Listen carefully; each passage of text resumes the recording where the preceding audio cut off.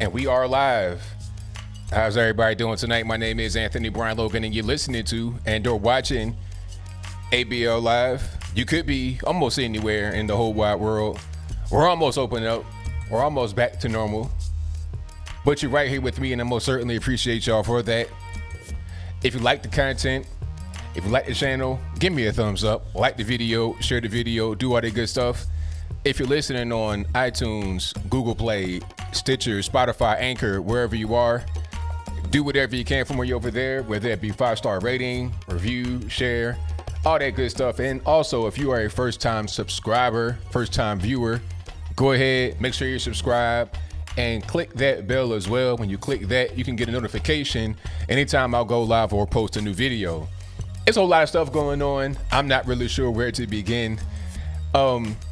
Did you guys see the Joe Biden interview on MS13NBC with Mika Brzezinski? I give Mika a little bit of credit. She gave him some kind of tough and hard-hitting questions, which was surprising because MSDNC, they're pretty much Joe Biden's support team. Same thing with the rest of the mainstream media. Same as it was with Hillary Clinton. But see, the question is, will they ask him again? Will anybody ask him again? Brett Kavanaugh was asked over and over and over and over and over again about Christine Blasey Ford during his confirmation hearing. Will Joe Biden be asked about Tara Reade again? I don't think so. I think this would be the first and last time you see him get questioned about that particular situation. Also, the COVID-19 numbers. Is it 65,000, 37,000? What's really going on? We'll talk about all those things and more on tonight's episode of ABL Live. And I thank y'all again for joining. You guys are the best audience on the internet. Like the video, share the video, do all that good stuff. Aside from the Biden interview, the weird COVID numbers, also got to talk about the Puff Daddy, the Diddy, whatever you want to call him, Sean Combs, saying that the black vote ain't free. And that got him a lot of hate all over the black internets, talking about, oh, we can't afford this. One guy, it was funny. One guy was saying, we don't care about a black agenda right now. We got to focus on Trump not being in office, really. So you don't care about yourself and your own situation. Like, you're not even worried about you as a person. You're worried about Trump being, you're worried about Orange Man bad. You want to sacrifice yourself and your family because you think Orange Man bad. Is that what we're going to do? It's crazy. And there's an update on the Arizona fish tank couple. NBC News says it's fake, but I think it's real. But let's start from the top. Let's start from the top with the Joe Biden kerfuffle, the interview he did on MS13NBC. This interview was not really a mess, but it was kind of a mess at the same time because of the mind state that Joe Biden is in. Joe Biden ain't really there. Joe Biden's a few trees short of a forest, a few fries short of a Happy Meal, a few marbles short of an entire Jack set. You understand what I'm saying? He's not all the way 1,000% on point. He's just not really cogent. He's not there. Anyway, the interview was kind of off because of that. But when she got down to the core of it, Mika Brzezinski from Morning Joe did pretty well. By the way, are her and Joe married now? That's a different story. So I'm getting off the track. So I digress. My point is that she did a pretty good job of being able to, I guess you would say, grill Joe Biden about Tara Reade. But I wouldn't give the media credit for that, really, because they were kind of forced into doing it. It was like they had to. They were trying to not ask him about it at all. They would ask everybody else up under the sun, aside from Joe Biden, about Tara Reade. And the funniest part is that now you having these Democrats going on TV being asked about the interview and being asked about Tara Reade, and then they'll all pretty much divert to Donald Trump, say something really real crude. Who was that? Eric Swalwell was on Fox News, and he said something real crude about Trump, talking about, oh, he said he could do this. It's like, come on, man. Like, you're talking about Trump, we're talking about Tara Reade, okay? There's already been a question asked of Trump. It's been asked over and over again. You done brought out these women on TV, gave them their 30 seconds of fame. Same thing with Stormy Daniels. She got about 15 hours of fame rather than 15 minutes. That's over with. You gave her enough shine, and it wasn't even no sexual assault allegation there. It was just an affair. You were just questioning his character at that particular point in time, talking about he's a cheater, this, that, and the third. But this guy, Joe Biden, has Tara Reade accused him of some kind of sexual assault. And there's 8 other women that are saying similar things, if not sexual assault. some kind of impropriety, talking about, he made a comment about a young girl's body. She's like 14 years old, talking about what's going on with her, shaping her figure, all this, that, and the third, inappropriate touch and making her feel uncomfortable. And then you have all the way up to sexual assault. So you have a lot of allegations against Joe Biden that the mainstream media wants to ignore. They don't want to touch it with a 10-foot pole.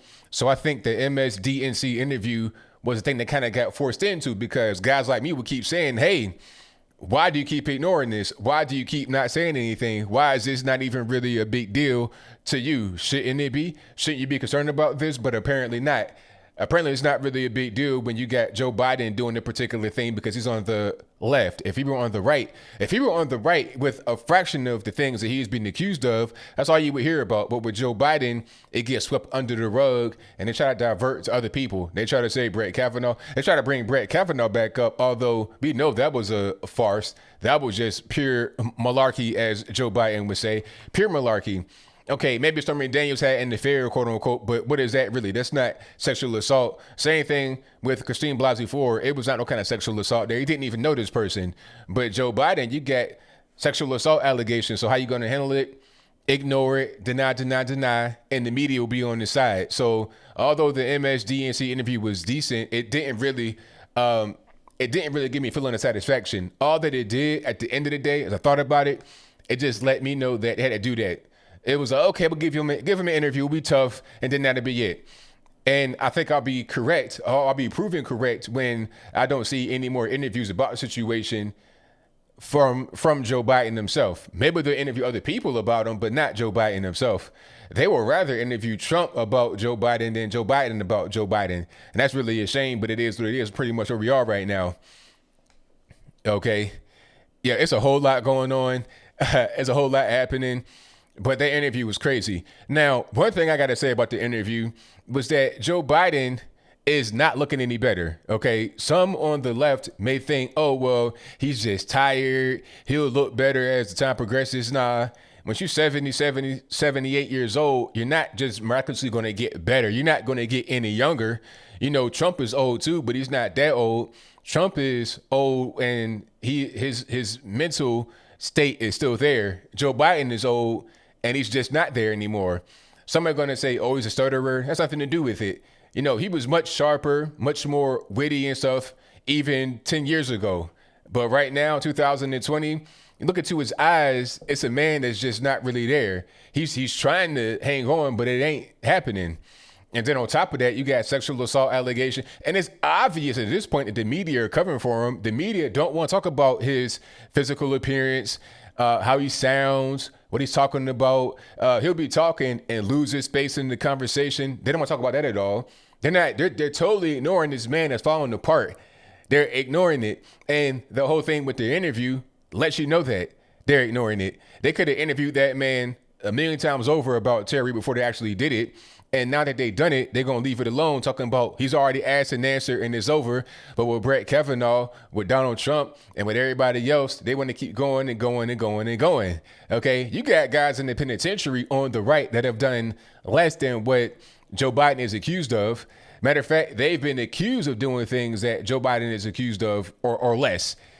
People in jail that shouldn't be, over ticky-tack violations, trying to get somebody to slip up. That's like the whole thing with... what's this whole thing with the FBI? Now I'm trying to follow it. You guys know what I'm talking about. What was that? The Christopher Wray. You guys know exactly what I'm talking about. They said it might have been Manafort or somebody up to try to catch him in the lie. And you got McCabe in there, reopening investigations. You have a lot of personal vendettas going on. These guys aren't in jail. These guys aren't jammed up at all. But if you're on the right and you do something like that, you get sent to Gitmo, make big rocks into little rocks. It's a double standard. That's all I'm saying. I'm not saying Joe Biden is guilty. Not at all. I don't know if he is or he isn't. I have no clue. All I'm saying is treat these things with the same. Don't try to treat things differently because of a D beside a name or R beside a name. Be fair, be balanced, like Fox News purports themselves to be, although they cut ties with Diamond DeSilt and Trish Reagan over their whole COVID-19, aka China virus, aka Wuhan flu synopsis or assertion, whatever you want to say. Their opinion about COVID-19 and also just saying we need to have herd immunity. These are basic things that you need to have. herd immunity is a real thing. It's not some kind of right-wing conspiracy theory. You've had doctors come on TV and say it. And it's weird how people want to listen to some experts, but not others. It's like, who do you really pick? You know, why are some experts' opinions not really valid? I think all experts have an opinion. Like, if they are respected, very well known, they've been proven to be accurate before, they can have an opinion. But just because they have an opinion does not mean that theirs is the only one that exists. Listen to all the experts and see what they say. It's just like going to shop for a car, shopping for a house, shopping for anything. You know, go to different stores, find the best price, or go to different people and get all their information, get it together, aggregate it, and at that point, figure out the best way forward. But don't just rely upon one person or two people. Get a lot of experts in the room at once, or individually do their own research, come together, and get the best solution. That should be the way that it is. But hey, what do I know? Just a guy on TV talking. Yeah, Michael Flynn set up by the FBI. That's what I'm talking about. Thank you, Charles Turner Jr. for your donation and helping me out there. Yeah, Michael Flynn got set up by the FBI. I guess that's fine, right? If you're on the left, you can set people up, do whatever you want. But if you're on the right and you do something that's half as bad as that, you get sent to Gitmo making big rocks into little rocks. That's what's pretty much going on here. Alrighty. But thank y'all for joining. You guys are fantastic. Give me a thumbs up. Give me a like on the video if you're just now joining. And if you are not subscribed yet and you're watching, go ahead and subscribe for me right now. And when you do subscribe, click that bell right beside the subscribe button so you get notified when I go live or post a new video. Alrighty. But we got a whole lot of topics. There's a whole lot of stuff going on. It was one I wanted to cover right quick. Hold on. I got to find that. Let me see if I can find it on the screen. Thank you, Darnell McGavick Sr. for the donation and for my next point I want to make. He says, ban Dr. Erickson COVID-19 briefing. Yes. Shout out to my man, Dr. Erickson out there, and I think in Bakersfield, California. I did a video about him. I put it on my website too. Shameless plug, Anthony B as in boy, Logan, LOGAN.com.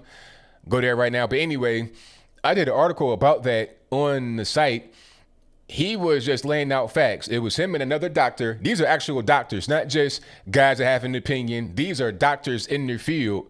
Okay. One, I think Erickson had like 20 years in the field. The other guy had like 23 years in the field, and they actually treat COVID-19 patients. So they're actually out there doing the work. These are real people that have dedicated their lives to this particular work, to health, to infectious disease and whatnot. But anyway, these guys, these doctors are presenting their data. They're saying, hey, we're talking about this disease having a very high death rate, but once you kind of zoom out and look at the numbers from a sizable sample group, a sizable sample size in California, once you zoom out and extrapolate it for the state of California, you have a very, very, very low death rate. A lot of infections, but very low death rate. Like you said in the press briefing, millions of cases, small number of deaths. Millions of cases, small number of deaths. That's just what it is. You can see that same thing be echoed throughout the entirety of the U.S. Okay, most places do not have any kind of problem. I think the only problem place was New York City for a while, and I'm not sure if it's still that way. You know, but all over the rest of the United States, it's just not like that. They're talking about, oh, we got to flatten the curve, because if we don't flatten the curve, then we're going to have overwhelmed hospitals. You won't be able to get in there. Doctors, nurses will be overworked. There's no PPE. Meanwhile, they're laying off people. Virginia by itself laid off 30,000 employees. And then Governor Blackface Ralph Northam of Virginia said, hey, can you guys come back on a volunteer basis to help out with the virus? For what? Ain't nobody even, number one, ain't nobody even in the hospital. So what do you even need them for? And why work for free? I had a job before you close everything down. People are not going to the hospital because they're afraid to go. They may have some kind of checkup they got to do, elective surgery. People that have heart problems, kidney problems, they're so scared of the virus, thanks to the media and local government, national, federal government, Dr. Fauci. Anyway, they're so scared of the virus, they're preventing themselves from getting routine healthcare, checkups, operations. People might end up dying from not receiving healthcare because they're scared to go get it. And that's crazy, but that's kind of where we are right now. But as I was saying about my man, Dr. Erickson in California, he was talking about all these stats. And also, when you self-isolate, when you quarantine, you're not building your immune system. You got to be out there, interacting with the environment. You got to be touching things. You got to be doing different things. You have to be out there. You can't just be in the bubble your whole life, because once you leave the bubble, which you're going to have to do eventually, you can't stay in the bubble your whole life. People are just thinking that, I can stay home forever. I'm going to stay home until it gets safe. When is that? I don't know. Experts have said that this whole thing could last for 2 years, 2 more years beyond what we've already done. So how do you feel about getting a 2-year prison sentence in your home? I didn't commit a crime. I don't have a criminal record. So I got to get 2 years in the penitentiary and the ABL household correctional facility. Is that what I got to do? What crimes did I commit? Why am I being detained? I didn't do anything at all. I'm just over here making YouTube videos, reading, writing articles. What did I do wrong? You're going to have a lot of Americans in that boat if people that say stay home forever are allowed to have their way. They're saying stay home indefinitely because they're afraid to go outside, but you got to go back outside. And if the longer you stay inside, the harder it'll be for you to be able to get back outside, because now you're going to have a compromised immune system and the virus ain't going nowhere. They think, if I could just stay in the house for a few more days or a few more weeks, the virus will go away. No, it's not going to happen. That's not how this works. That's not how any of this works. All they said from the beginning was we're going to slow the spread and flatten the curve, not stop the curve or stop the spread. You're going to get it. All they're doing now was just delaying the inevitable because they said they didn't want to overwhelm the hospitals. All right. So Dr. Erickson was just laying all these things out. And YouTube, of course, banned the video, and they put out a statement. So it wasn't a mistake, because if you are a creator on YouTube, what you may have seen over the past few days is that they said, since there's a lack of people working at YouTube as far as actually in the building, there's more at-home work, people are getting laid off or whatever, they may accidentally remove some things that should not be removed. But they put out a statement and said, well, we're not going to have anything that says things that are against the World Health Organization, all this, that, and the third. They basically said that it was right to be removed. But how does YouTube know better than a doctor, than 2 doctors that actually treat on COVID patients, about what's going on? And they did not suggest any kind of snake oil or whatever to cure anybody. They were talking about the data, how it doesn't make sense, and how to build an immune system. This is just basic biology, basic science 101. If you go to school, when you're elementary, high school, middle school, whatever, you're going to learn this. It did not say anything that was abnormal. What's next? Are you going to ban books off of YouTube, Google, Amazon, because they have things in it like, I don't know, herd immunity, what viruses are, what bacteria are? Are you going to just ban books because of that? It's where we at nowadays. But Erickson continued to go on. He has made some other videos. He's done other interviews. And you're going to see more guys like him.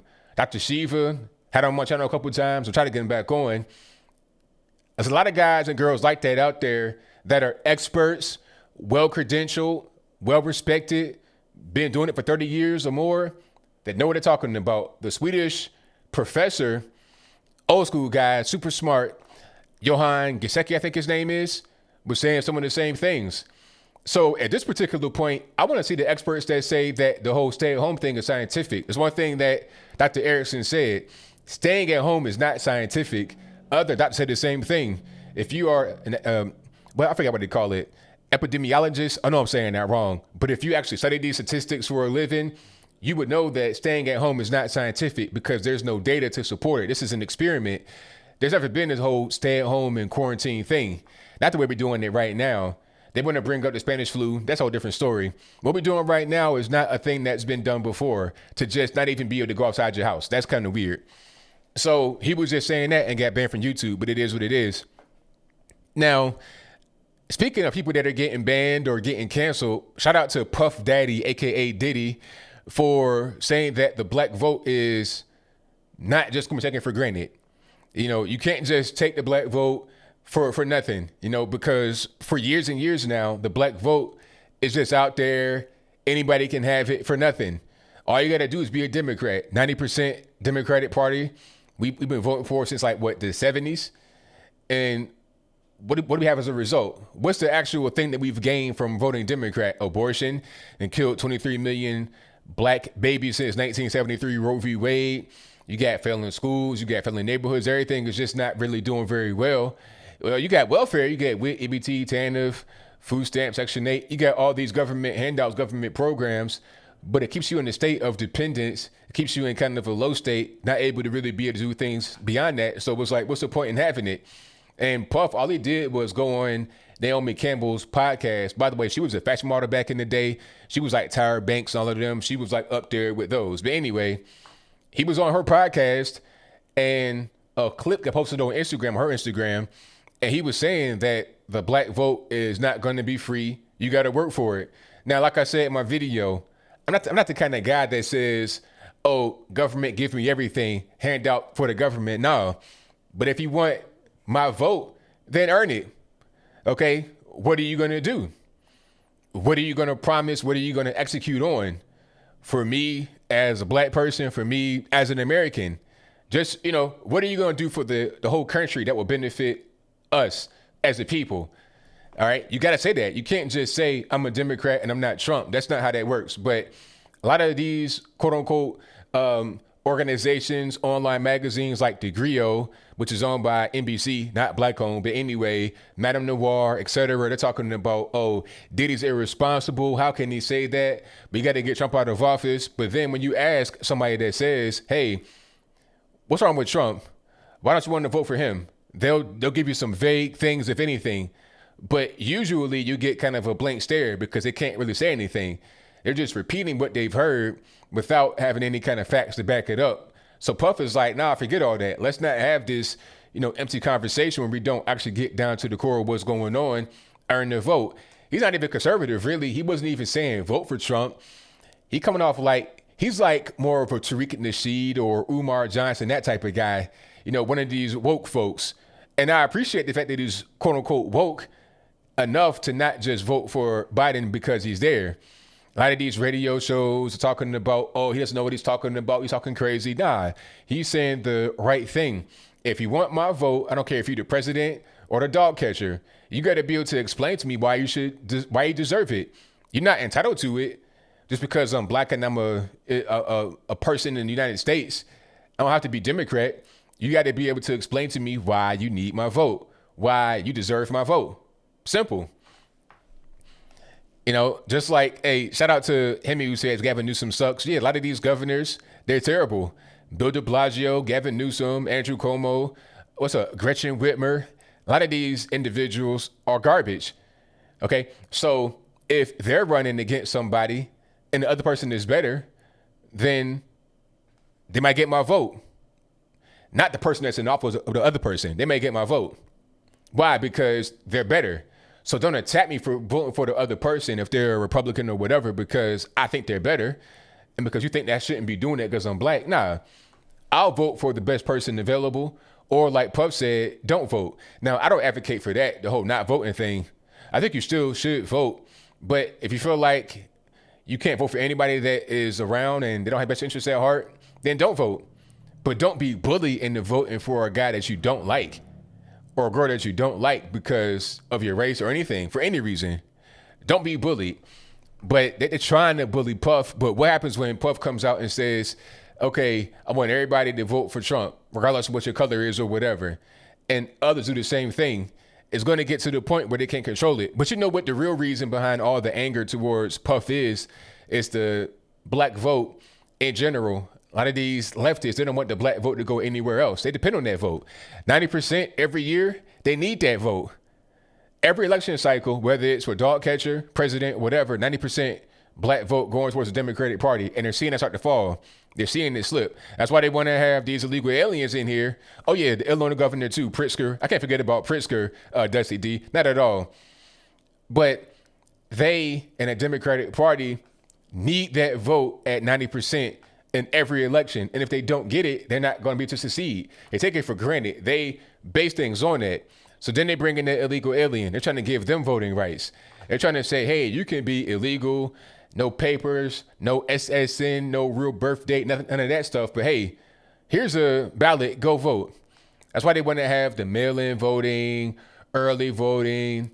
They're making it easier to vote. No voter ID, of course. They're making it easier to vote because they want illegals to vote. They want to be able to fraud the election. They realize they can't win fair and square.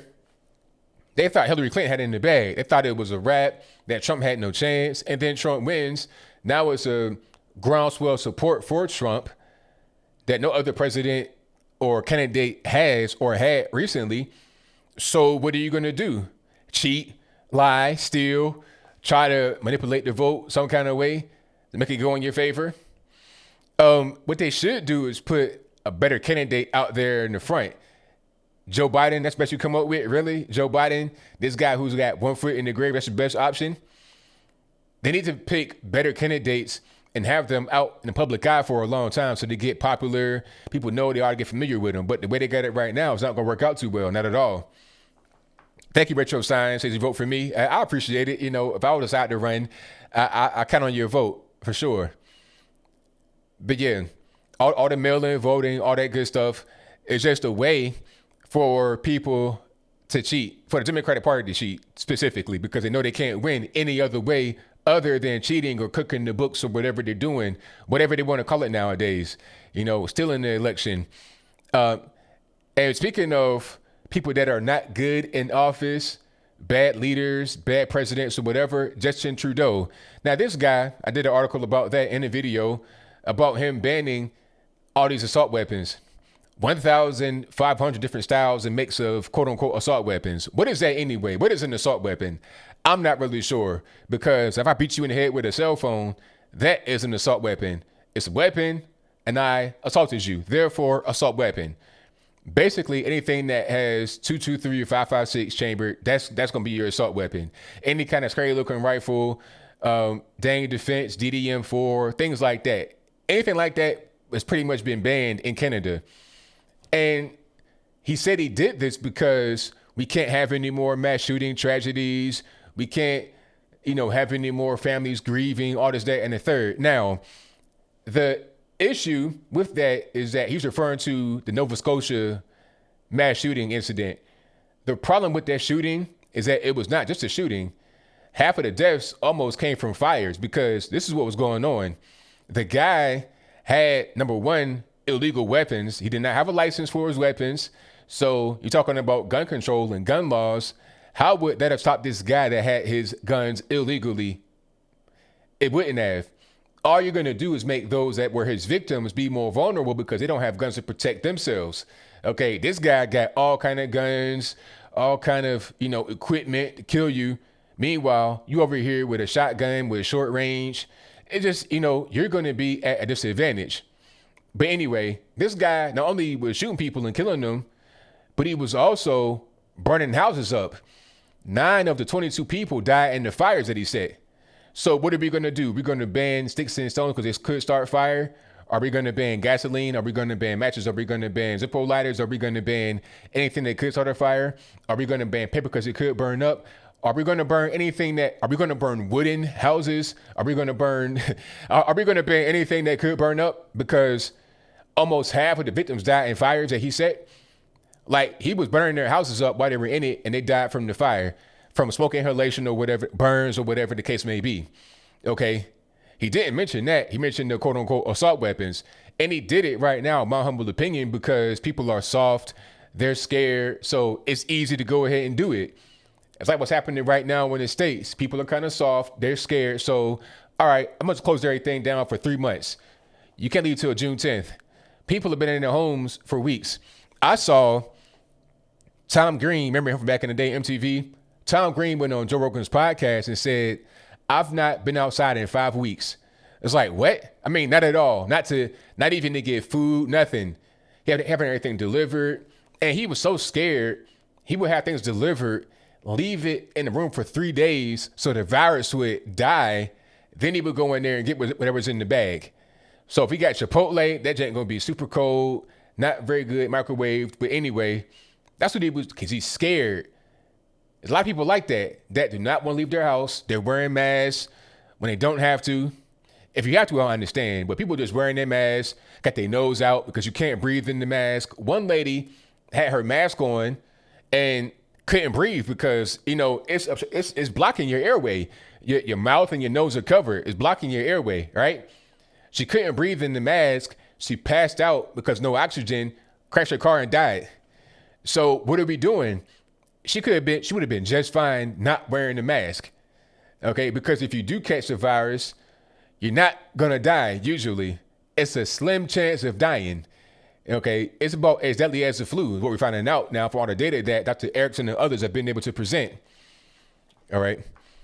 Wow, wait a minute, 70% support for Trudeau? Really? 70%? Good grief. That is wild. That is wild.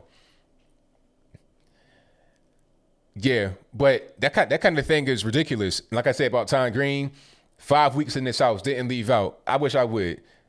How you gonna tell me I gotta stay in my house? And the craziest part, I got more stories for you. And if you like what you're hearing so far, give me a thumbs up on the video. Anyway, California releasing criminals from jail because COVID-19, right? All right, check this out.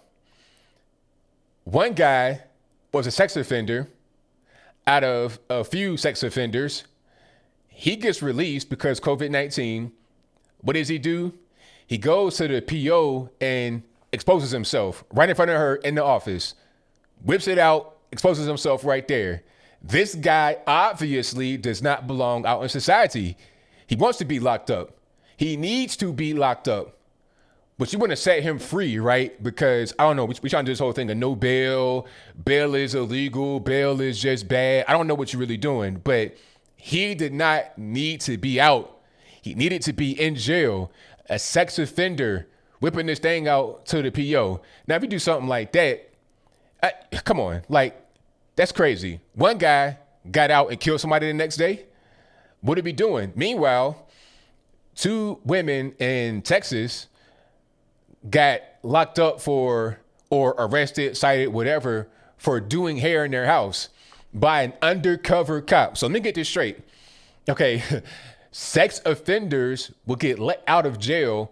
Guys that got caught red-handed, pouring on their computer, all this, that, and the third, whipping a thing out in front of the PO, they get let home. They get sent home, right? But if you're doing hair in your house, you get an undercover cop to come bust that? Really? Maybe there's more important things to be worried about than people doing hair in their house. I mean, good grief. Like, if I had hair, some big luxurious locks or whatever, I needed to get my hair braided like R. Kelly in the I Wish video on the steps. And I called my friend over and said, hey, can you braid my hair? And I give my friend some money. I get arrested. Meanwhile, Chester the molester gets sent home. What are you be thinking about? This is the lunacy that we're in right now. You can't go to Walmart. You can't go, well, you can go to Walmart. You can go to Target, but you can't go to church. What are we doing? This is crazy, but hey, it is what it is. Now, what else we got going on here?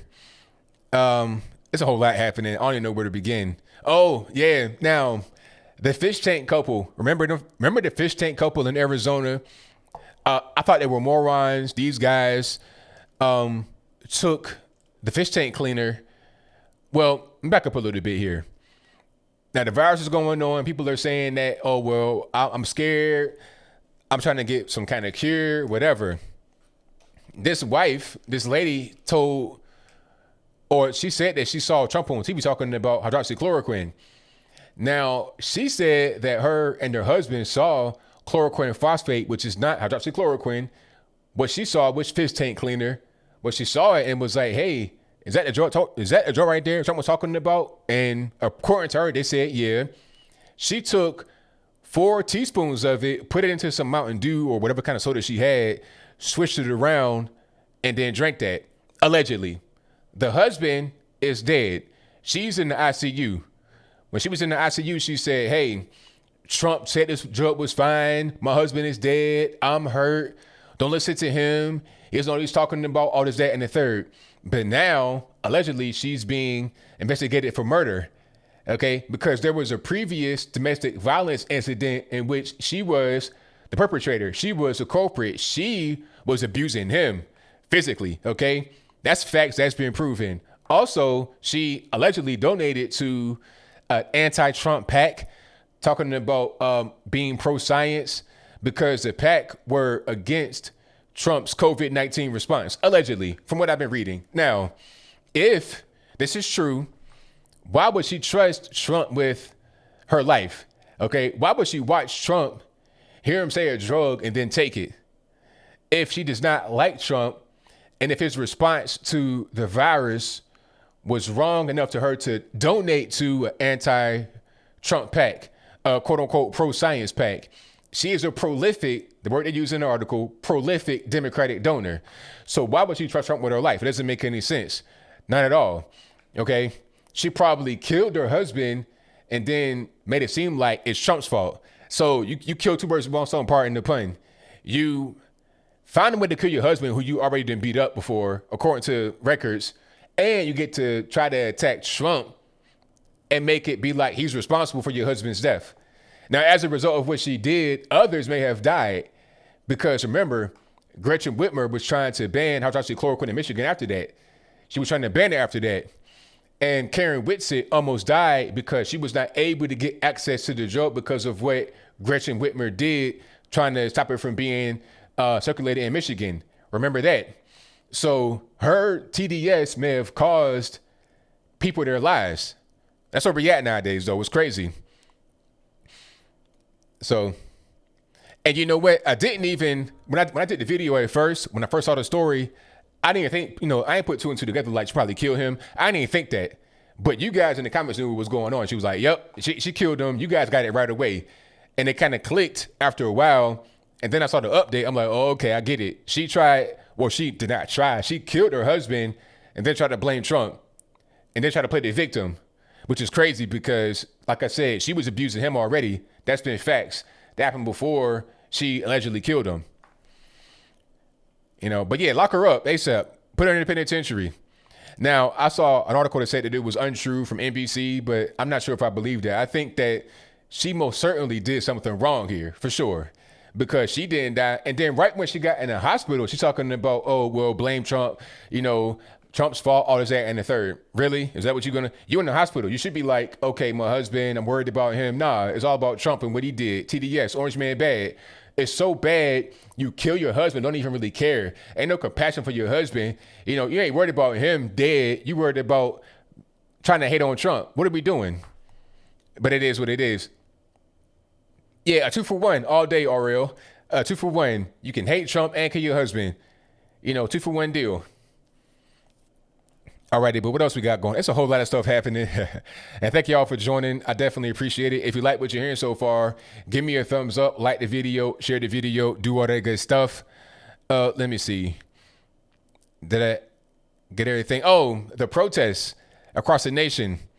Yeah, it's time to go and open up everywhere. You got Chicago protests, California protests, like liberal states. And I feel like a lot of liberals are going to join in it because they don't want to have their businesses shut down. They want to be able to eat some of these, the new bread lines when you're in your car, just crazy. Crazy. Oh, but where I'm at, you got open restaurants and they're packed. They're packed from rooter to the tutor. And not everybody's doing this whole thing about distancing. Not everybody's doing that. Once you kind of go off the beaten path a little bit, everybody packed. Don't nobody care about this whole thing about not being close together. We're done with that. We're over that. We're finished. Absolutely sure. Yeah, we're totally finished with that. But I'm reading some of the comments here. Oh, super chats. Let me get to those right quick, and then I get back to the comments. Shout out to Ian Kenny, who says, what's good, ABL? You're going to talk about Candace Owens getting banned from posting on Twitter. Now, I saw that she got banned, but I don't know what happened. Like, what did she do? I saw her Instagram post. She was saying something, but I didn't really catch it. So thank you for a donation, man. Definitely appreciate it. Shout out to Leo Mazzino, who says, oh, just a donation. Thank you. Shout out to, let me see, Charles Hunter Jr., who says nicknames for MSNBC, ABL, MS13NBC, Press Trumping, Hannity, MSDNC, John Miller, MSNBS, Mark Levin, MSLSD, Rush Limbaugh, PMSNBC. Hilarious. Thank you for your donation, man. Definitely appreciate you. Shout out to Charles Hunter Jr. again, who says, Molly Hemingway, who works with the Federalist, wrote a great article today. Blasey Ford and Kavanaugh's dad shook hands cordially at a golf course. Blasey Ford told Kavanaugh's dad, I'm glad Brett got confirmed. Wow. That's crazy. So Christine Blasey Ford, person that tried to destroy Brett Kavanaugh, try to get him out of office, or try to prevent him from becoming the next Supreme Court justice, her own dad shook Kavanaugh's hand at the golf course. That's crazy. That seals it right there and lets you know that she was crazy. I mean, she was crazy anyway. She's like 50 years old with a 13-year-old voice. I mean, come on, what are you be doing? Anyway, thank you for the donation, man. Definitely appreciate it. And shout out to Charles again, who says ABL, that is Michael Flynn, got set up by the FBI. There you go. Thank you to Max Dominguez, who says, hello, ABL, keep on rocking. Much love from H-Town, Texas. Thank you for that, man. Definitely appreciate it. Shout out to my man Jericho Green in the building, who says truth in California. That's a no-no. Exactly. Yeah, you can't do that in California. Talking about my man, Dr. Erickson. Nah, no truth there. You get banned. Thank you for that, man. I appreciate it. And you guys go subscribe to my man Jericho Green ASAP. You all should be already on his page right now, but if you're not, subscribe to Jericho Green right now ASAP. Thank you to Craig Ludlow for becoming an ABL supporter, joining the page. I appreciate that. Thank you to Willie GTV, who says, trust me, academia is so out of touch with reality, even in the health sciences. Hashtag and Erickson we trust. Hashtag kill COVID. Hashtag Latinos for Trump 2020. Hey, thank you for that, man. I appreciate it. Shout out to Shane Wilson, who says Trump needs to continue to talk about returning to normal, not new normal. Distancing alone will kill small businesses. I want to hear Trump talk about returning to normal more. What about you? I'm with you. Let's get back to just regular everyday life. Social distancing, all this kind of stuff, it's not normal. That's not what we got to be doing. We got to get back to normal life. And the more we try to be cautious and be quote unquote safe, the more probably going to actually end up being in the bad situation because we're not truly interacting with each other. We're kind of like standoffish. Don't get too close to me. That's not how you get back to normal at all. Shout out to October Scorpio, who says, get some ABL, get some. All right, thank you, man. Definitely appreciate you. Shout out to Charles, who says, hold on. More Democrat governors who suck: Kate Brown, Jay Inslee, Phil Murphy, and Gina Raimondo. There you go. Shout out to Shane Wilson, who says, I bet Diddy's Africa shirt was made in China. Hilarious. I bet it was. Diddy only supports leftist ideology when the camera is on. If Diddy cared about the black community, he would stop promoting victimology. I'm right there with you, man. 1,000%. Hey, I can't disagree with that. Thank you for that, man. I appreciate it. Shout out to Adrian Mulligan, who says, resist resist the COVID-19 fear mongers. Thank you for that, man. Definitely appreciate you. Nah, it's not going to be a new normal as long as I got anything to do with it. We're not going to go down this road of, oh, this is just what's going to be. No. I mean, the panic is real, though. I ain't even going to lie. I kind of agree with that. The panic is real. People are so panicked that they don't believe anything. Like, here's the way it is now, the way it's been set up. The government has made people so afraid, and the government and the media made normies so afraid that if you were to tell them that the government and the media said it's okay now, they wouldn't believe it. Because they're already so afraid. They're already so scared, petrified with fear. It doesn't even matter now. All's going to solve it is just time. It's just time. People wearing masks. The masks do nothing. They got their whole nose out. The mask ain't going to do nothing for you. That's just to make you feel comfortable. But it ain't going to help you. Really, having the mask off would be better so you're able to just kind of be normal, transmit viruses as normal, to build an immune system. Because when the mask comes off, you still got to be out in the world, and you can't have the mask on all the time. You got to be able to eat. You got to be able to talk to people at a certain point with no mask on. So it's just not a sustainable thing.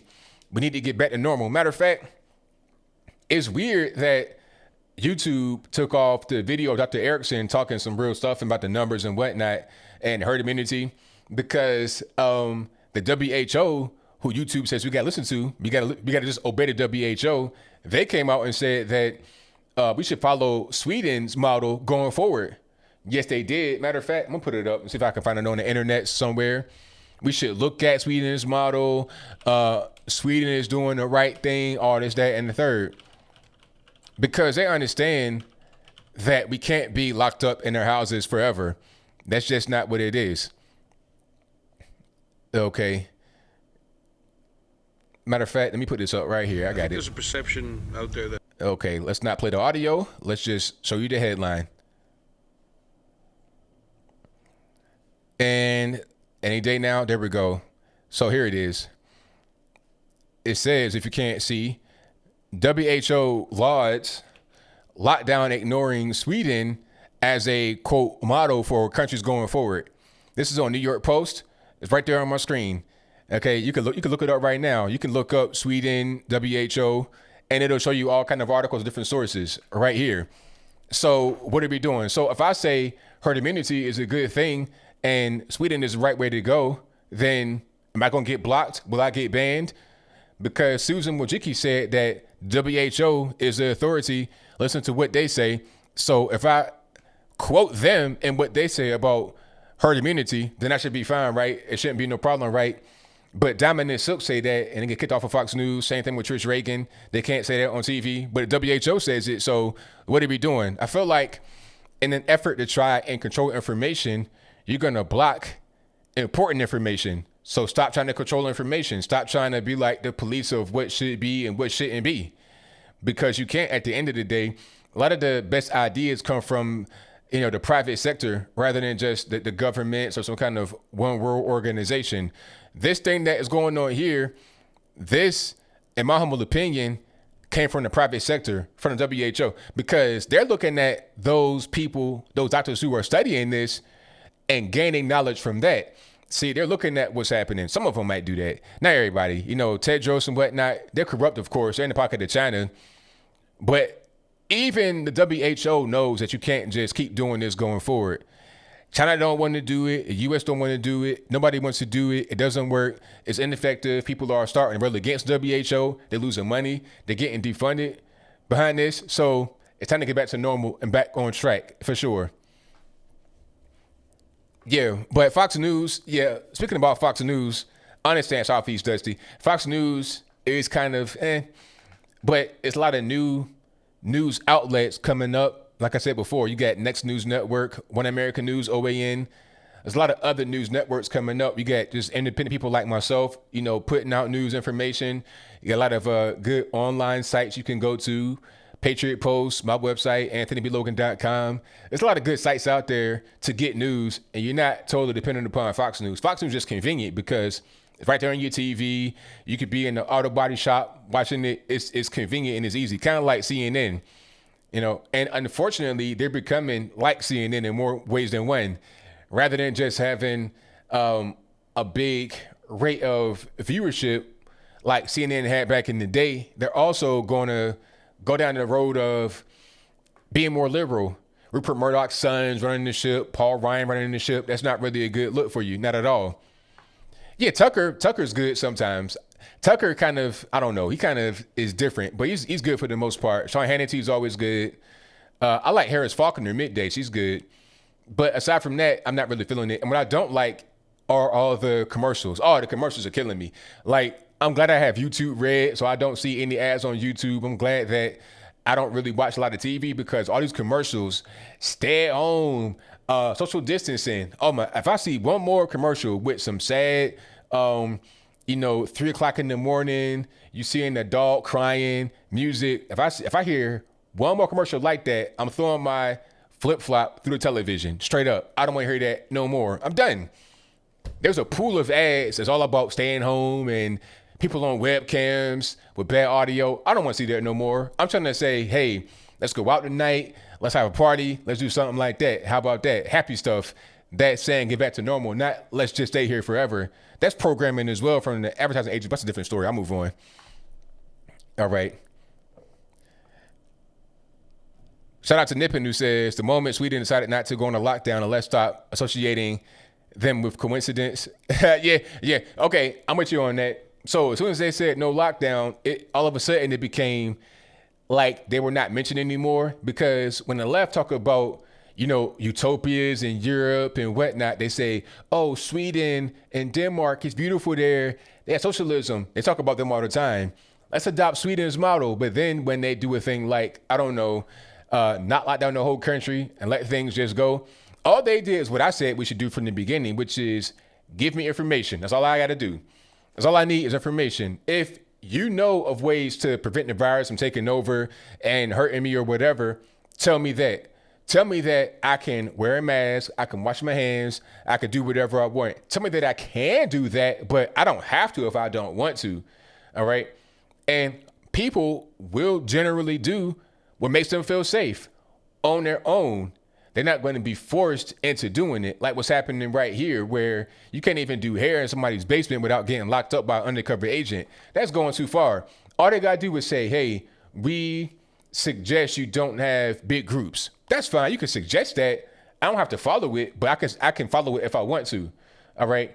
That way you'll be able to have a happy medium of not having this quote unquote spike in cases and a high curve, and also having freedom and not killing the economy.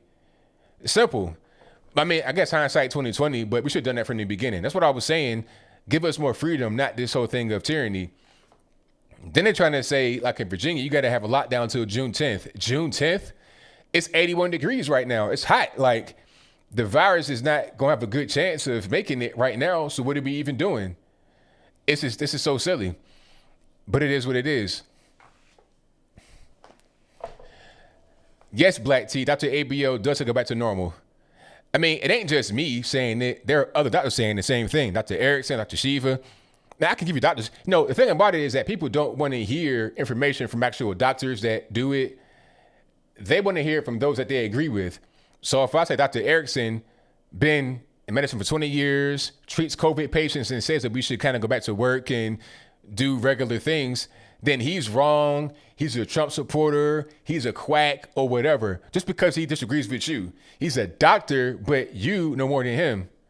So Dr. Black T, how do you think Dr. Erickson is not right, but you're right? You understand what I'm saying? But at the end of the day, what I do know is that we cannot be in the house forever. We got to get back rocking and rolling. It is what it is. Oh, yeah. Shout out to my man, Elon Musk. Elon Musk, I like. I'm not sure what he is politically, left, right. I don't know nothing about that. But I like him because he was talking about, give Americans their freedom back, go back to work. And he just coming from the point of view of himself, probably because he's got a new car coming out. I forget what the model is. It's a new Tesla C or something like that. But the car is ready to go into production, but they can't make it because of the lockdown. They make it right here in the U.S. It's American made. It's crazy that you got to have an immigrant from South Africa to come over here and make cars in the United States, okay, to give Americans jobs. But then when he comes over here to make the cars and he's successful, the governor of the state in which he's in America says, oh, you can't do that anymore because COVID-19. What? Really? But he's like, give us our freedom back. Let us figure out ways to keep our workers safe. Don't just say I can't work because you're trying to keep me safe. It's a meme for this. I'm going to pull it up right quick because it's pretty appropriate right now, in my humble opinion. You may have seen it already, but I got to pull it up one more time because it fits perfectly here. Okay. Now, I'm going to read it if you can't see it right now. If you're on the audio streaming platform, it says, it's a picture, first of all, of Robert Downey Jr. with his eyes closed, hand over his heart, like, oh, thank goodness. And the caption says, when you lost your business and income, but it's okay as long as the government saved you from a virus with a survival rate of 99.9966%. You understand? Like, the virus is not so deadly, and it ain't like some kind of mist that's outside that if you breathe it, you're going to die. It ain't that. But people think that it is. They're so scared, they're willing to do anything to prevent from getting the virus. But the things that they're doing are hurting them in different ways. Killing the economy, no more jobs, what's going on?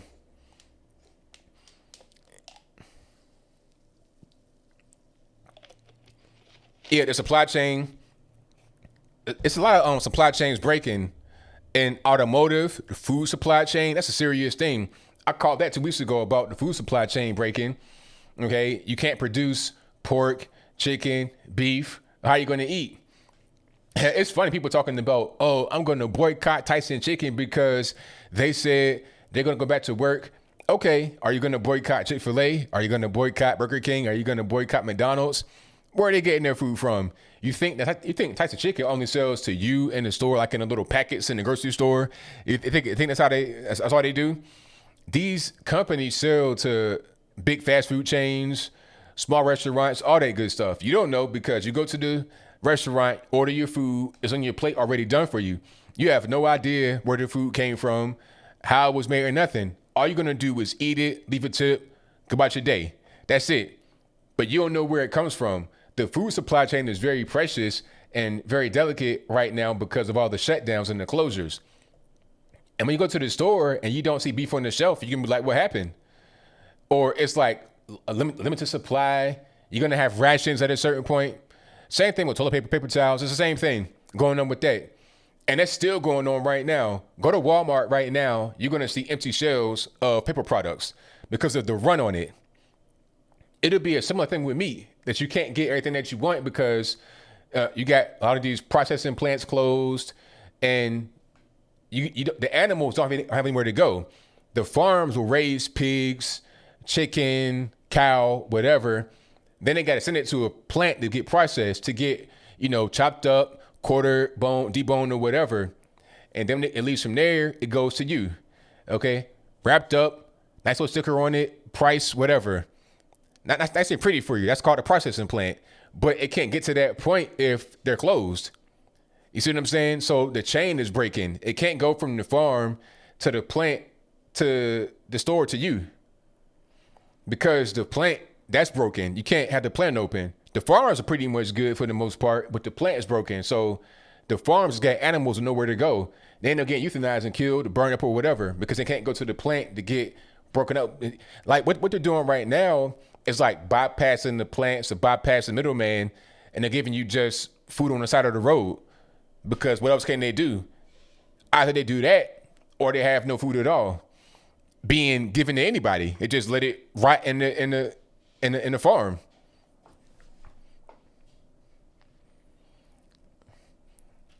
Well, Ramir Dubose says ABL in the 60s there was a beef shortage.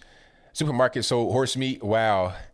Hey, we're right there. We're right there at that particular point. If this keeps on going, if you can't go to, and the thing is, they said, okay, they had a COVID outbreak in some of these plants. Well, is it that bad? I mean, really, workers go to work all the time, sick, the flu and everything else. And just because you have COVID, does not mean it's going to go to the meat. Let's just be real. It ain't going to, it's like a thing that is airborne through your droplets. And if you get the droplets on you or in you from somebody actively, that's how it spreads. From what I know, it's airborne. It ain't going to be on your meats. Okay. Even if it was, you're going to cook your meat and that's going to be gone anyway. It's going to kill the bacteria, from what I know, from all of me know in the comments. Let me see. Shout out to Where Once Was a Heart. It says half of the Fox programs. Oh, I'm kind of skipping ahead. I think you already had something. Okay. Scroll up a little bit. Hey, but thank you for saying with us and teaching us the truth in media. We cannot trust CNN, CBS, ABC, Amazon, HuffPo, MSNBC, Univision, etc. And half of the Fox programs. You should be your own network TV news program. Thank you. Hope you get more followers. Hope the truth is realized before the judgments half can be saved. And thank you for that. I appreciate it. Yeah, I'm doing my thing here. And there's many of us out here doing our own thing. And we form a big team together. Whether we work together or not, we're all kind of one big team. Alternative media, that's going to be the way of the future. Because a lot of the legacy media, old school media is dying. People don't believe in it anymore. It's just all about, money and big sponsors and big bosses and who controls what, corporate structure. That can kill the economy. That can kill the reputation of a business, because at that point, it's less about the real news. It's more about money, economy, and trying to push out what makes the most money. And that's pretty much it. All right. Shout out to, hold on, super chats here. I'm going to read those right quick, then I'm going to get to the calls. Thank you to KABA, who says, went to a stupid hipster cafe, Hobby Lobby, bank, taco queso. Lines were awful and slow. People forgot how to work. It's the effect of everyone getting fired. Yeah, hey, I'm with you. I was seeing that today. People were not used to being in lines or going through the store. People just, it's no etiquette. People in the line, like people in the aisle standing there on their phone. It's like, all right, sir, you got to get out the way. I'm trying to get to the paper towels. Like, what are you doing? Chop, get out the way. So I saw that. People not used to being outside, and it's crazy. Shout out to October Scorpio, who says, who's that peeking in my window? Blah, nobody. I know that song. Thank you for that, man. I appreciate you. Shout out to Charles, who says, on Fox, I believe the opinion shows are good, along with Shannon Bream, Harris Faulkner, Steve Hilton, Mark Levin, Judge Janine, Jesse Waters, and Greg Gutfeld. Yeah, they're great. They're good people, but a lot of the overall, how can I say, the overall direction of the network is going in the wrong direction. Stay at home. I'm just not a fan. Thank you for that, though. I appreciate it. Shout out to Shane Wilson, who says, if you want to open the economy faster, freeze our governors and politicians' pay. That's what I'm saying. They're still getting paid, right? People like AOC, they're still getting paid. Pritzker and de Blasio, they're still getting paid while saying, hey, you stay home. There's going to be a task force out in New York City to enforce social distancing, okay, of actual police officers in New York City. It's like, really? Like, isn't there more pressing issues to be worried about than me and my safety? How about I take care of my own safety as far as, just standing somewhere close to somebody? You understand? Shout out to, let me see, Ian, who says, Bill Gates and Tyson Foods have been growing meat they want to replace real meat with. What you mean, growing meat like in the lab or something, some of that vegetable meat? Yeah, I'm not a fan at all. It's crazy now that people are into this whole vegan lifestyle. I think that veggie meat is good, but back in the day, it was this fake meat. I don't want that. I want real meat. It's crazy how far we've come. But anyway, shout out to Stami, who says ABL local butchers and slaughterhouses making killing where I live. I bet they are. They're killing it because, they can go straight to the customer. Thank you to Deep Center Field Press, who says, always enjoy. You make it fun. Keep rocking through this fake crisis. Hey, I'm going to keep on rocking. I can't do nothing but that. I can't stop, won't stop. And who do I have? Did I get everybody? Harry Crux says, I like to call in when the phone line is working on my 4-week COVID experience. Hope to talk soon, buddy. Okay, yeah, we're going to, that's a great segue. I'm turning the phone lines on right now. How about that? Matter of fact, hold on. What's your, Harry, if you're listening to me, if you hear me right now, give me your area code in the chat so I know what to look for when I see you on the queue. All right, so you guys know the drill. The number to call is 434-658-1220. Again, 434-658-1220. All right, let me just open up Skype. That'll work. That could help.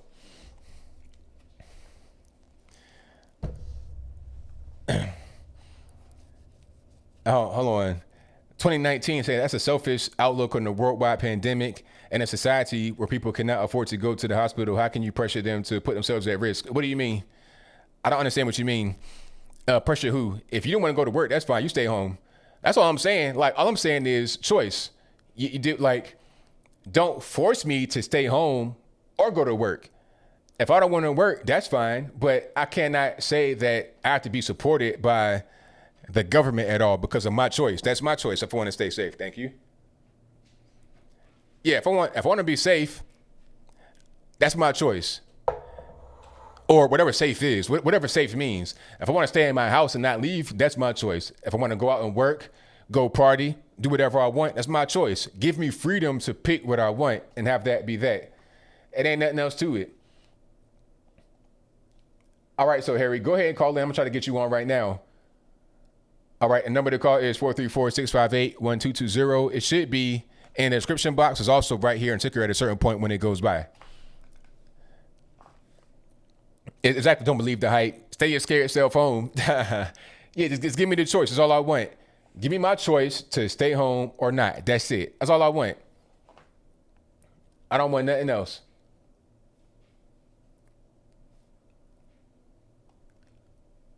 All righty. I'm trying to see 904, but I don't see 904 yet. So as soon as I get 904, I'll hang up. I mean, not hang up. I'll answer, and then we get rocking and rolling. But if I don't see 904, I'll just go get to the next call. All right. Let me turn my ringer off, and I'm waiting right now. And this show will be available on audio streaming platforms, on Anchor, Spotify, Google Play, iTunes, Stitcher, whatever you're on. And the link for that should be in the box. It's also on my website, anthonyblogan.com. That is ANTHONY, the letter B, LOGAN. All righty.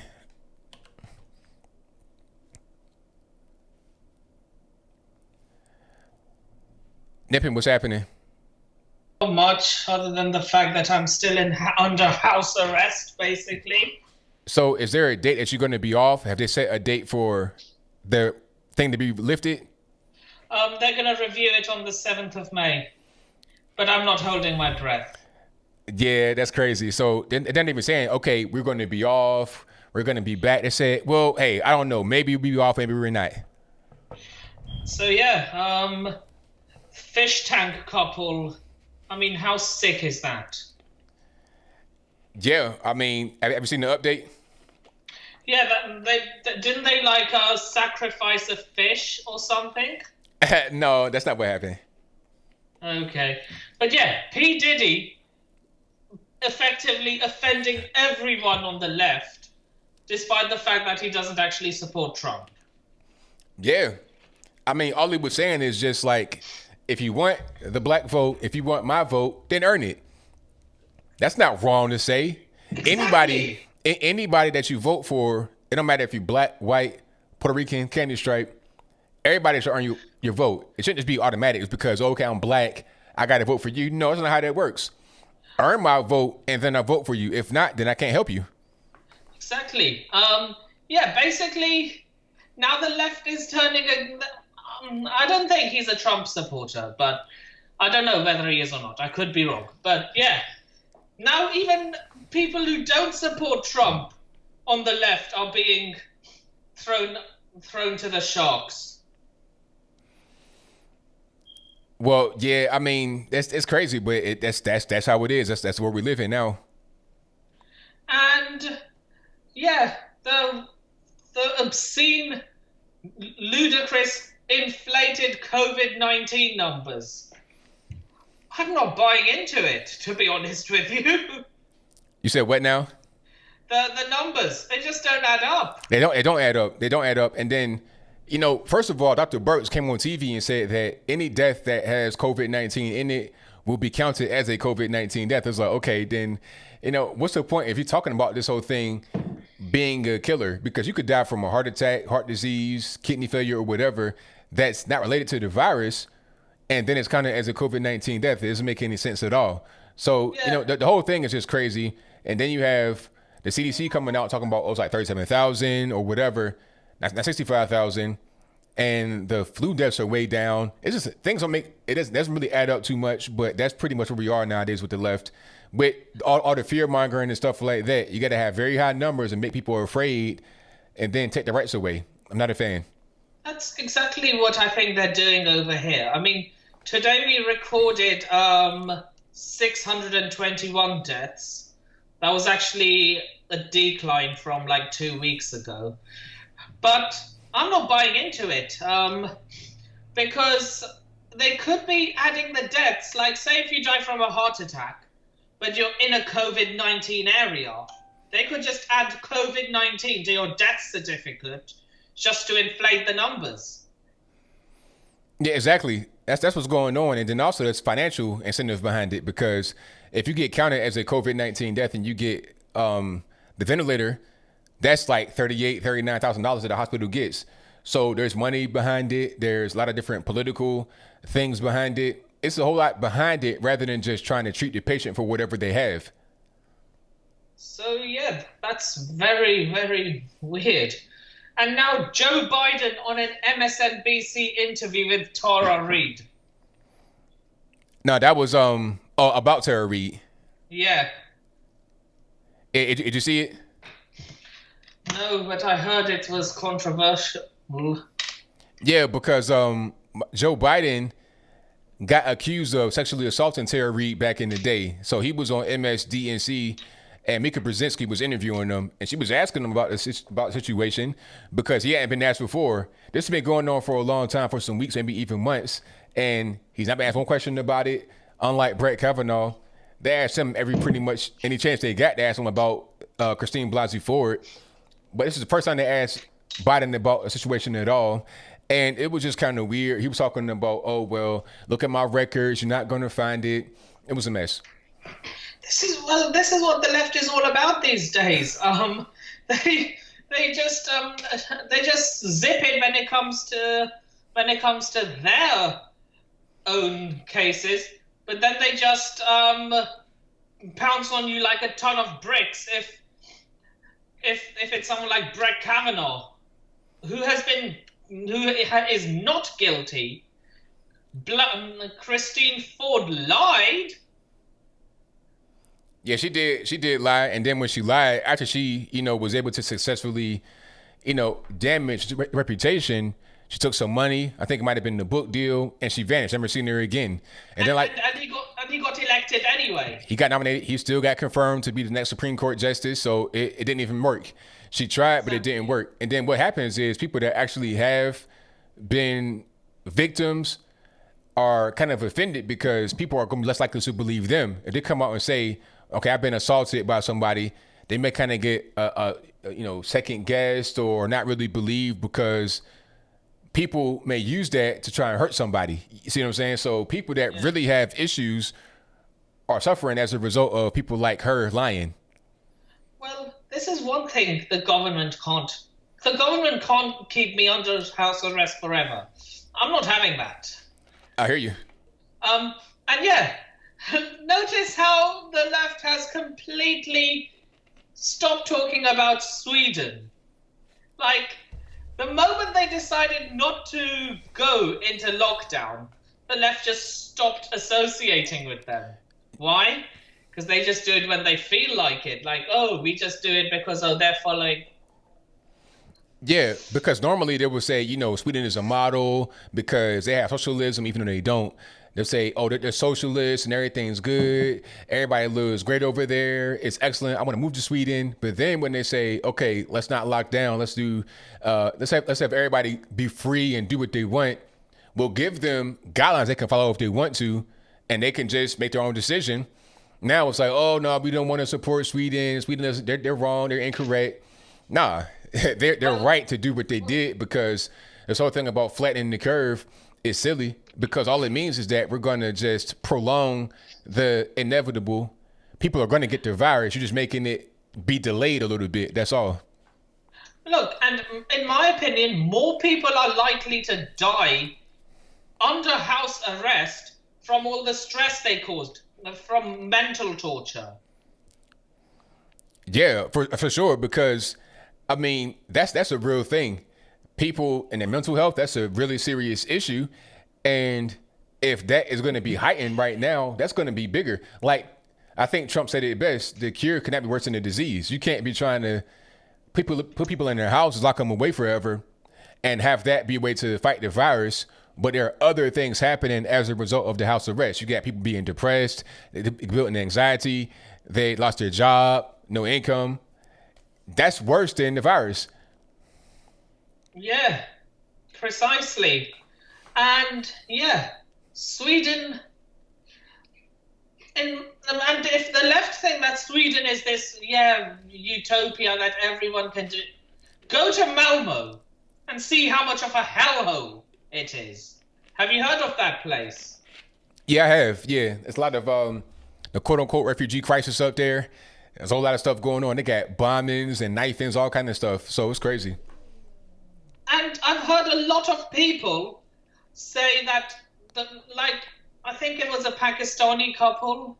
They said they felt safer back in Pakistan than they did in Malmo. Wow, that's crazy. If that's, you know how bad it is there then, if you feel safer in somewhere which is actually a war zone. Right, an active war zone right now, safer there than in a so-called first world country in Malmo. But that's what happens when you have these ideologies that come in. You just let things happen. You have a lower quality of life. Look at individual states as well. Look at Michigan, Democratic governor. Look at, what's that other state? Minnesota. I don't know if the governor's a Democrat or Republican. Illinois, Minnesota, New York. You can go on and on. California, obviously. Look at them. They have the highest crime rates in the U.S. I'm right with you, man. But hey, I got a lot of calls online, so I'm going to get to a few more. Thank you for the call as always, Impy, man. Definitely appreciate you. It was nice catching up with you, ABL. Absolutely. I shall speak to you on Thursday. Right. Wednesday, my time. Thursday, your time. I got you, boss. Precisely. I'll speak to you then. All right, then. I'll take care. Peace. Peace. All righty. The number to call is 434-658-1220. If you want to do Skype, there's an email for that in the description box below. But let me go ahead and get on to it. Let's do, okay. 610, you're on the line. Who am I speaking to? I got you, boss. Hey, what's up, ABL? This is Vaughn. All righty, man. What's happening? Good. Hey, just real quick, I got a quick story for you. So I know someone that tested positive for COVID, but the first time the person was sick, she goes, tested negative. And she said, let me try this again just to see if they're going to change the same day, go get tested at another place, tested positive. So it's like the test isn't even accurate. You know what I mean? Yeah, it's not, because I saw one guy talking about his COVID experience, and he was saying that he got tested once. It was in New York, and it tested negative. But what happened was when they did the whole nose thing, if you had some kind of medication that would kind of drain your nose out to where whatever the COVID was not in your nose, it'd test negative because it can't detect it. So this whole nose thing that they do to like basically impale you with a Q-tip is not even really accurate. The whole blood test probably a little bit better, but the testing, like you get not only false negatives, but also false positives. So the whole thing is just kind of silly. It doesn't make any sense. The testing is not really on point, but how can it be? It just came out. It's not going to be on point. Right. Well, another thing is I work in a facility where it's youth, and 2 kids came down with the same exact symptoms on the same exact day. So they quarantined them in the same room. I mean, they were right in the same room. Tested both of them. One tested positive, the other one negative. If it's so contagious, they were in a little room together. And the person that tested positive got over his faster than the kid that didn't. They tested the other kid. They said the other kid just had the flu, but this other one had COVID. The kid with the COVID got over it faster than the kid that they claimed had the flu. So if it's so contagious, they were in the same room together. Why didn't both of them have it? Yeah, I mean, that's kind of crazy. That's make a lot of sense to me. It's crazy, man. But only one last thing. One thing I just have a problem with, like, you know, I'm a supporter of Trump. Don't get me wrong. I love that he talks back to the reporters, whatever. He stands up. But the thing is, I'm just so adamant against the social distancing, I'm so upset that I just feel like he needs to come out more against it. I don't know, man, because I feel like it just changed. It's just a way to indoctrinate us, to get us changed, and all of a sudden, you know, when they come out with this quote-unquote vaccine, this is our new normal anyways. And it just, to me, that's just, I hate it, man. I hate going to the store, because you go in the store, they tell you where to walk, how you're supposed to do things. It's just like, this is not the normal. You know what I mean? I'm just afraid about that. So what do you think about all that? I appreciate the time. I know you got other callers. I'm going to let you go. Thanks for all you do, man. Thank you for the call, man. Definitely appreciate it. All right, I answered this question about the thing about the distancing. I'm not a fan of it, not at all. I go to Walmart. I see the signs on the ground talking about you can only go north and south. I don't do any of that. I do whatever I want. I don't wear no mask, no gloves. I don't care. Like, what are you gonna do? Are you really gonna be a Walmart employee coming up to me talking about, sir, you didn't step the right way? Nah. Like, I think there should be recommendations, but you should be able to follow them if you want to or not. That should be your choice. You shouldn't have to be forced to do anything. Are you really going to be in the store right up on my hind parts, forcing me to walk one way or the other? Are you really going to do that? I mean, it makes no sense at all. So, like I said, I'm not a fan of the whole distancing thing or none of that. Shelter in place, obviously not a fan of that either. But recommendations, suggestions, hey, that's fine. But guess what? If I don't want to do it, I'm not going to do it, and you're not going to do anything to me. That's how I look at it. I've not seen anybody get locked up for not going up to the right aisle in Walmart. You understand what I'm saying? In New York, that might happen to you. But where I live, that's not going on. People pretty much do what they want. Okay? I'm in Walmart. I see police officers. They chill. Ain't nobody trying to do nothing because they know it's bogus too, for the most part. You got some robo-cops out there that think that if you are not within, if you like 5 feet close to somebody, you're going to get locked up for that. But for the most part, anybody going to do nothing to you because it's bogus. And it's kind of a waste of time as well. All right, let's get to the next call. The number to call is 434-658-1220. 918 on the line. Who am I speaking to? Matt from Oklahoma. All righty, Matt. What's going on? Hey, I got a question to ask you, and I think, maybe you might have an answer or something or in some kind of way. Do you really truly think that some of the people that are around Trump are probably bad and they're giving him false information? Absolutely. Yes, 100%. Yeah, the obvious one, number one offender would be Anthony Fauci. Ain't no question. People think that he's like People, they think he's like some kind of superior doctor, the best doctor in the world. He's just a guy. There are other doctors that have credentials, that are experienced, that are good and very well respected, as Fauci is. So why are they being ignored? And he's like the only one that has any kind of clue. It doesn't make any sense to me. I mean, to me, it seems kind of like the old school king and queen kind of thing, where you have the whisper in the ear kind of thing, and I totally agree. I mean, I know that Trump's trying to do his best job, but the information you get is the only way you can get good information, have good people around you, where you surround yourself with people like that. That the information has to be spoiled. Yeah, I mean that's what it's like to me. Yeah, but see, it's kind of hard for people like Trump to get a perfect team around them, because it's like, okay, absolutely, okay, let's say you want to get rid of Fauci. That's going to be a big PR situation, number one. Then number two, you got to replace him with somebody that's good and that knows what's going on. And if there's any kind of problems, then they're going to take the blame, and so will you. So it's just kind of a weird thing it's a weird place to be in right now. But he definitely does not have all the best people. He has some good people, but not everybody's a good person on the side. Honestly, to me it seems really frustrating that you almost want to call him, but you can't. And at the same time to say, hey, man, careful what you're doing. Even though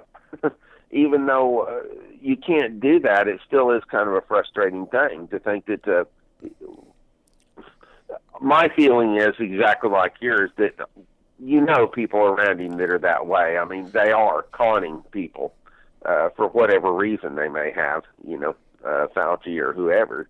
To me, I just feel like to me it's really frustrating. You can't directly, just because of the volume of information that he gets, and a lot of that stuff, he is the president. And of course, you and me calling him, it'd be like, that'd be pretty special thing, but right. It is frustrating to me. And I totally agree with you completely that I do believe that he's surrounded by some people that are very shady, that need to be removed away from that situation. But at the same time, it's like the California doctors we had, that were talking about stuff that actually got pulled off of YouTube.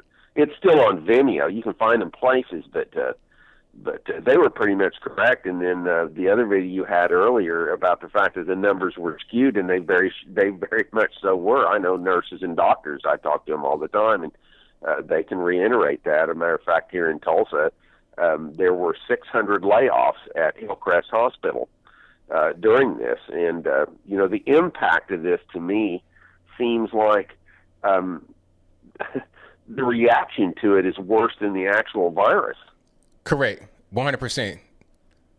The people that have pre-existing conditions and stuff, that have heart conditions or intestinal stuff or whatever, they're so scared to even go to the doctor here that the doctor's offices here are completely empty. And they're laying people off. And in my mind, I would think that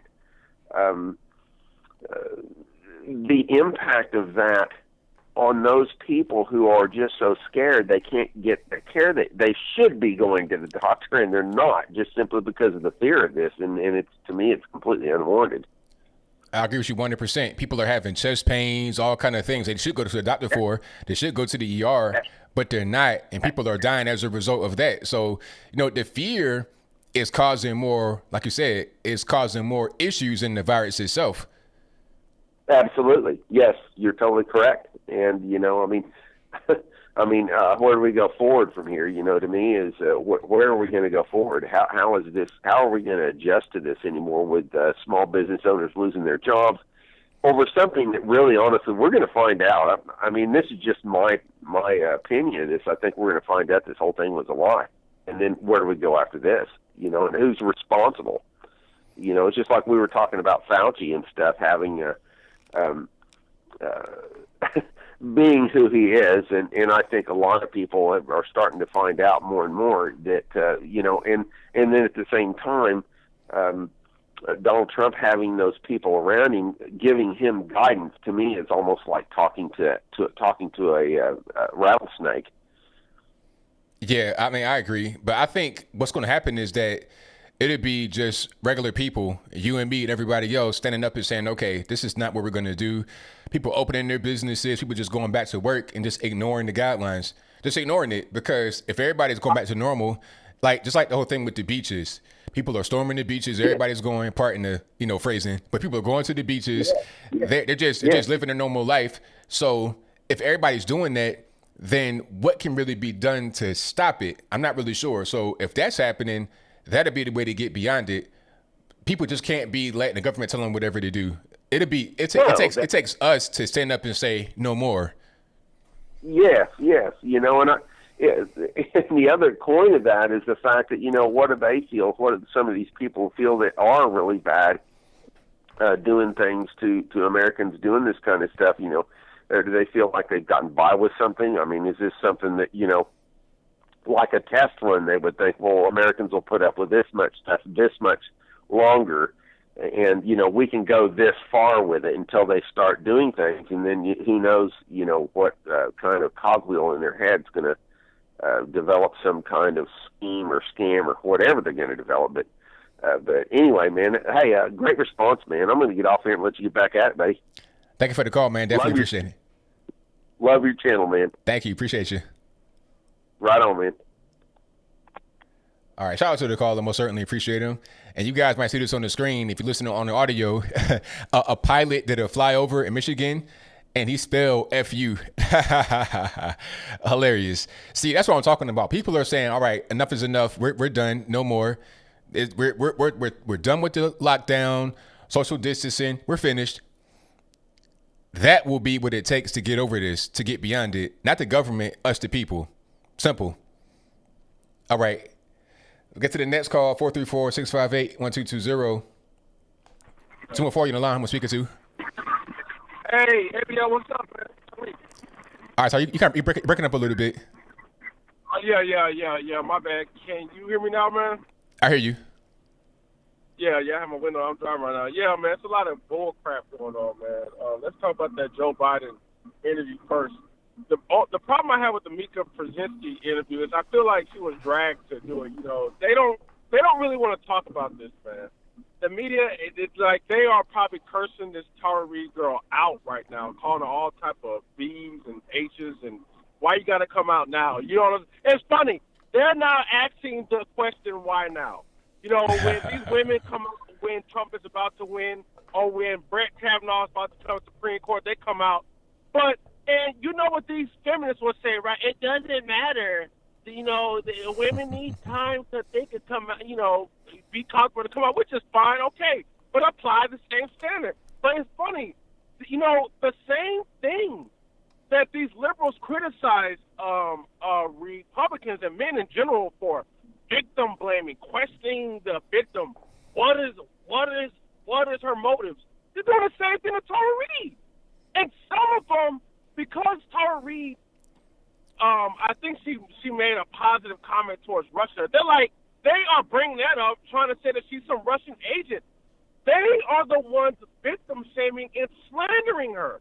The same people who say you got to handle these people with kid gloves when you couldn't even say a word about Christy Blasey Ford. You remember when Trump got on stage, I think at one of his rallies, and he was mocking Christy Blasey Ford. He was like, where did it happen? I don't remember. Who was with you? I don't remember. You know what I'm saying? Pretty much saying that. And then the media came down on him on that. And it's funny, the Republicans had to see so much weight to that Christy Blasey Ford allegation, which I believe was fake, man. Because nobody corroborated her story. Not even the driver who she claimed drove her back home. There was not one person that said, hey, you know what, Chrissy Boswell, I remember when I drove you home from that party. Nobody. Nobody. Even the people who she named, they were like, we don't even know Brett Kavanaugh. First off, they were best friends. Like, I never even met this guy before. And they took that story at face value. They reported that as soon as it was leaked. But this Tara Reade thing, they wait until Joe Biden wins the nomination because it looks like the liberals were really pushing for Joe Biden. They didn't want Bernie to win. So this Tara Reade allegation come out, and they don't even report it. 19 days. They reported 19 days later, bro. And this would not. Anytime a woman comes out against Trump, that mug is reported within 24 hours. And then, ABL, did you check out that headline from the Washington Post? One of the headlines read, Trump allies accuse Joe Biden of some sexual law. But what I want to highlight on is that headline. It said Trump allies. They're phrasing this as if this is some Republican strategy thing. So just look away. It's a Republican nonsense because Don Jr. retweeted something against Tara Reade. About the whole Tara Reade situation. So it's a Republican thing. And it's funny, you read in these media outlets, NY Times, whatever, and they're like, look at how the Fox News is using it and the Trump allies report it. And to me, I thought none of that mattered. If we're going to believe our women, who cares how they're using it? If she is to be heard, then listen to it. And the other thing is, ABL, why hasn't CNN interviewed Tara Reade yet? Why hasn't MSNBC interviewed? This woman has not been interviewed one time on any mainstream liberal outlet. Why only Fox News interviewed her?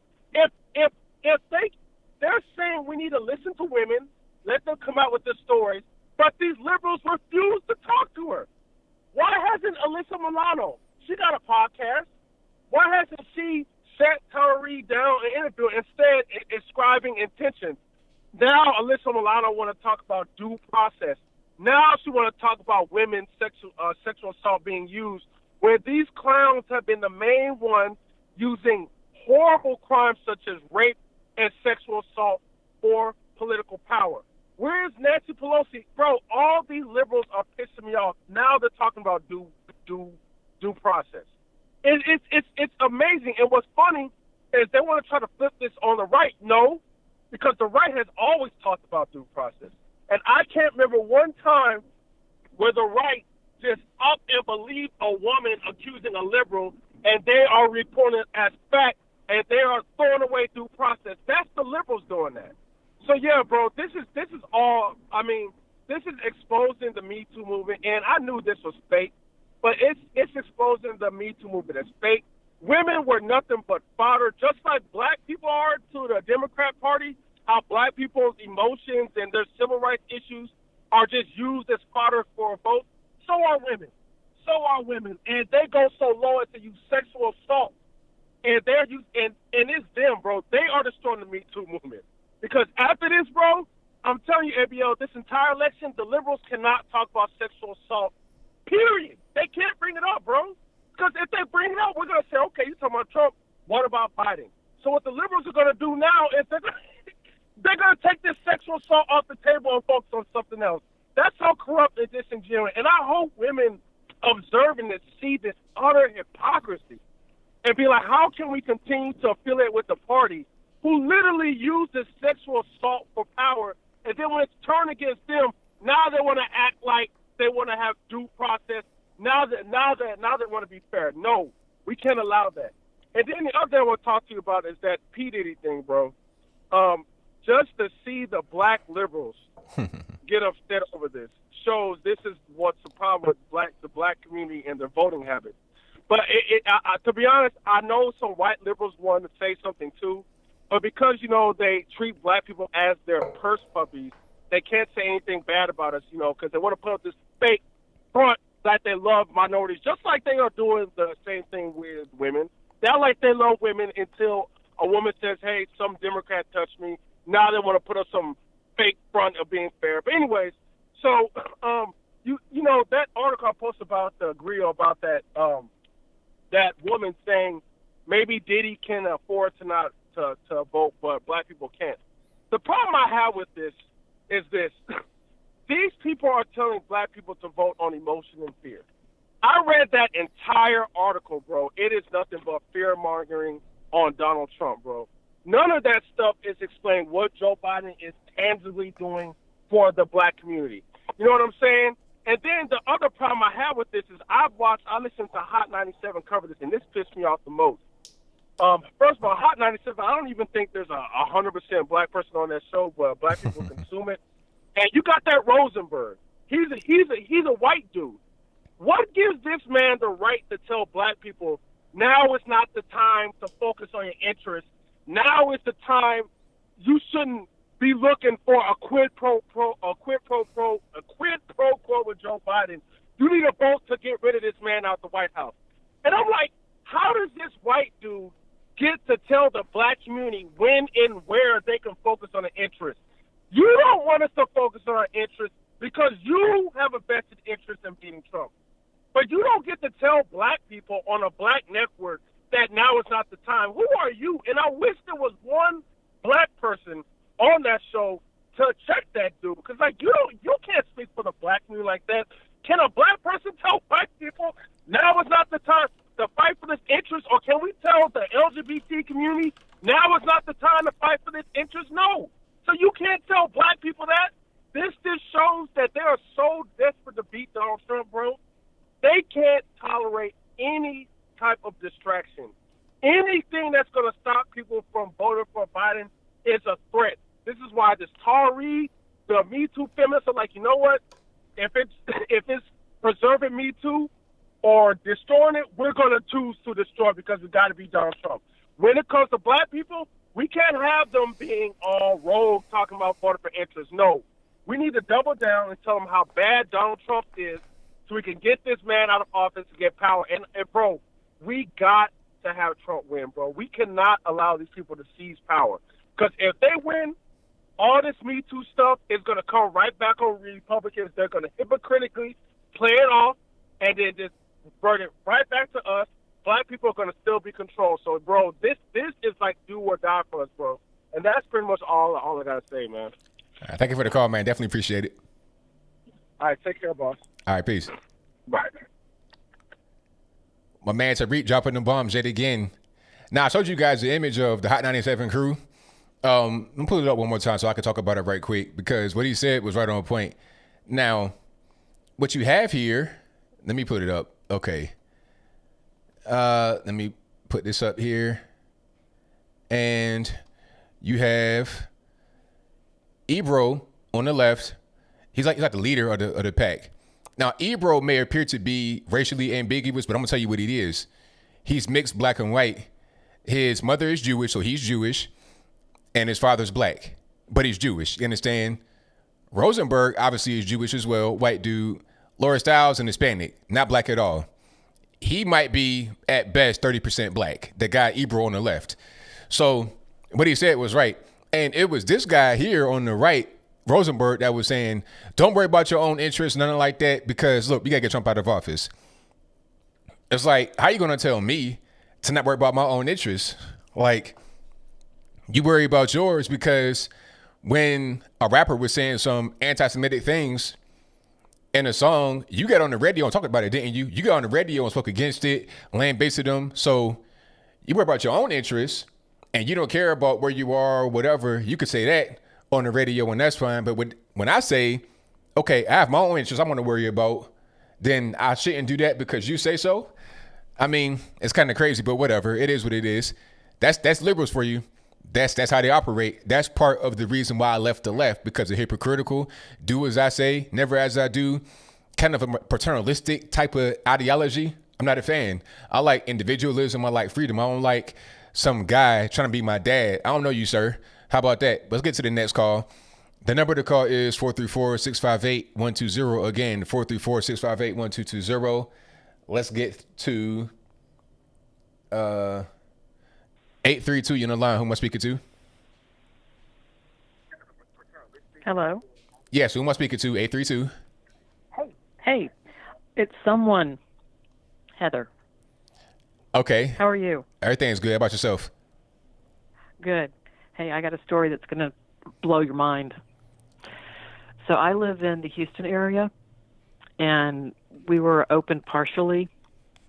The governor of Texas let the stay-at-home order expire on April 30th. The Harris County judge came out and clamped us down until May 20th. But a strip club is opening up. Wow. And a federal judge overruled the mayor to allow it. Wow. Wow. As long as they're serving food and they're going to exercise social distancing. Wow. That's crazy. Let that one sink in. Yeah, you can Google it. It's in the Houston Chronicle, and the name of the club, I'm not going to give the name of the club. Just Google strip club opens in Houston. Is that not nuts? That's crazy. Like this all just makes zero sense. No sense whatsoever. I know. It's crazy. I mean, that makes me mad. We need to stand up and say enough is enough. We need to get back to work. We need to get back to school. We need to get back to life. I agree with you 100%. Absolutely. And the whole hydroxychloroquine thing, I actually took that drug a couple of years ago when they thought I had lupus. Mm-hmm. Turns out I have gluten intolerance. But much better than lupus. But I took it. I didn't have any side effects from it. I just didn't like the idea of having to take a drug for a long time. And especially since that one can cause retinal blindness, but you have to take it for like 5 years or more. Mm-hmm. So the side effect, it's not a side effect from short-term dosage. But I did some research on it today. That drug is older than Tylenol. Yeah, it's been around for a long time. It said World War II. A long time. Yeah. Yeah. So I feel like, with millions of people have taken this, we don't hear about a lot of side effects from it. So it's safe, especially short term, which is how they're diagnosed, or how they're dispensing it for COVID. So I'll take it. I think the key is take it early when you first get the symptoms. This new drug, remdesivir, you can only get it from an IV.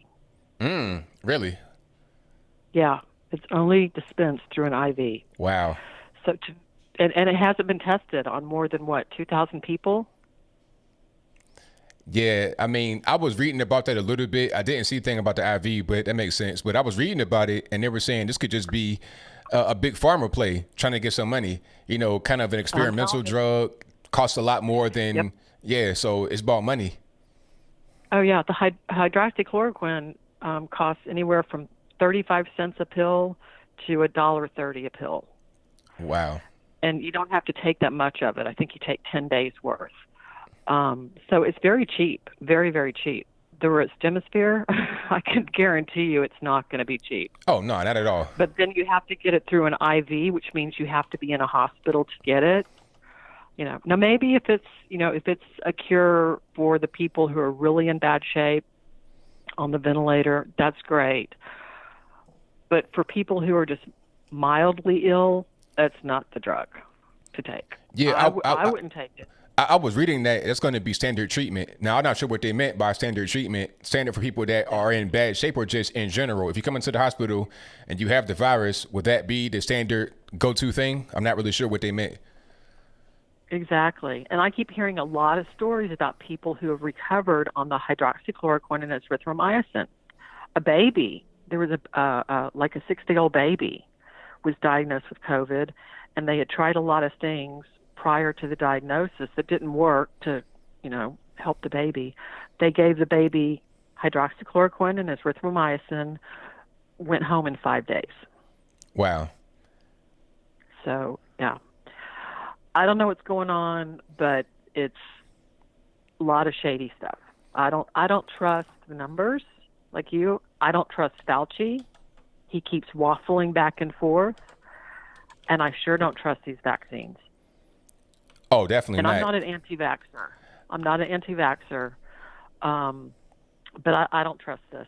This is too weird. I mean, the thing about the vaccines, I wouldn't want that because it's so new. I don't want to be a guinea pig for that. Yeah. Yeah, I don't even like taking the flu shot. I'm like you. I don't want to take the flu shot. In 2018, we had an epidemic of flu, H1N1, and that was the year, if I remember correctly, that was the year that the flu vaccine, they missed it. They didn't mix it right. So it's a crapshoot. So I'm like, I'll get the flu. I know when I've gotten the flu in the past, I don't get it for like 5 or 10 years after that. So I think it's just better to build your own immunity. That's naturally. right. That's right. The herd immunity. Yeah. Yeah. I definitely agree with those doctors. I've experienced it in my own life. Anyway, I just wanted to tell you about you can research it. The strip club in Houston is allowed to be open according to a federal judge. And I looked her up. It's a woman, and she was a Clinton appointee. So there you go. Wow. Trump 2020. I voted for him the last time. I wasn't convinced, but I felt like it was the worst of two evils. I am convinced now. Well, I'll vote for him again. There it is. Thank you for your call. I definitely appreciate it.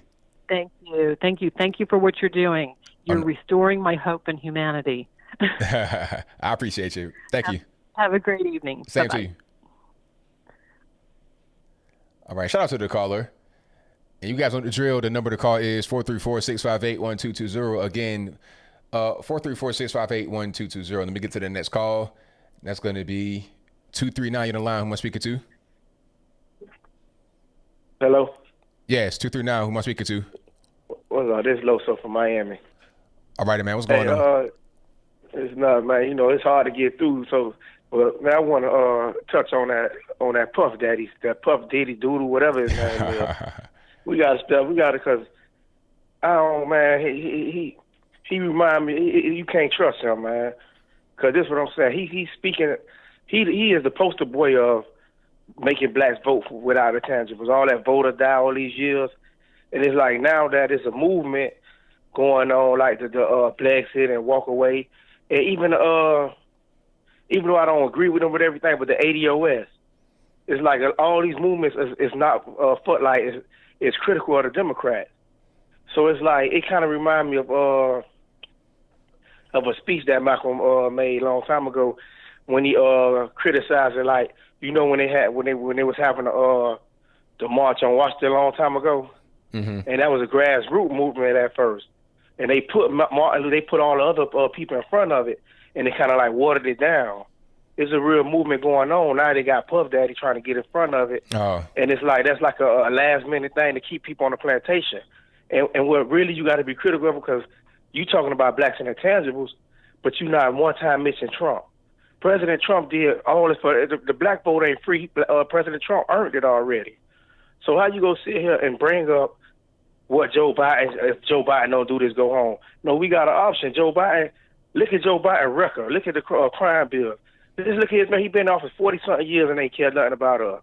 He just was a vice president for 8 years. He didn't do nothing for us. So all this is a Hail Mary by probably his puppet masters to try to put him in front of the movement. And then when you have Candace Owens at his the little thing when T.I. little clown behind him being very disrespectful. What it is, I forgot. The little thing that Candace Owens was at. I remember that. Was it the Revolt conference? Yeah, like look how biased. I couldn't even watch it all because it was so bad, and I was getting angry the way they were treating Candace. So you got somebody that's on black intangibles and all that, and then you disrespect her while she they bullied her when she was there, and it's like now you want to be the one, and then he got on an African shirt. I'm like, man, that's the equivalent of Bill Clinton with the saxophone or something, or what you call it in the hood drinking 40s and stuff. Like, come on, man. Now you want to wear Africa? It's pandering. It's just you just can't trust Puff Daddy, man, because he done had his chance and all I'm saying, he like you so many years you say vote or die, but then you don't even acknowledge what President Trump did for with the First Step Act with the black colleges. Ain't he went to one of those black colleges or Howard, some black college too? Howard, yep. It's like all this stuff. Yeah, it's like you don't even. It's like vote or die. Now it's like if you don't have a chance, no, we got an option. We got President Trump. He did more than all of them ever did. Period. Let's like go on a record because if you trick us, because this is what I'm looking at.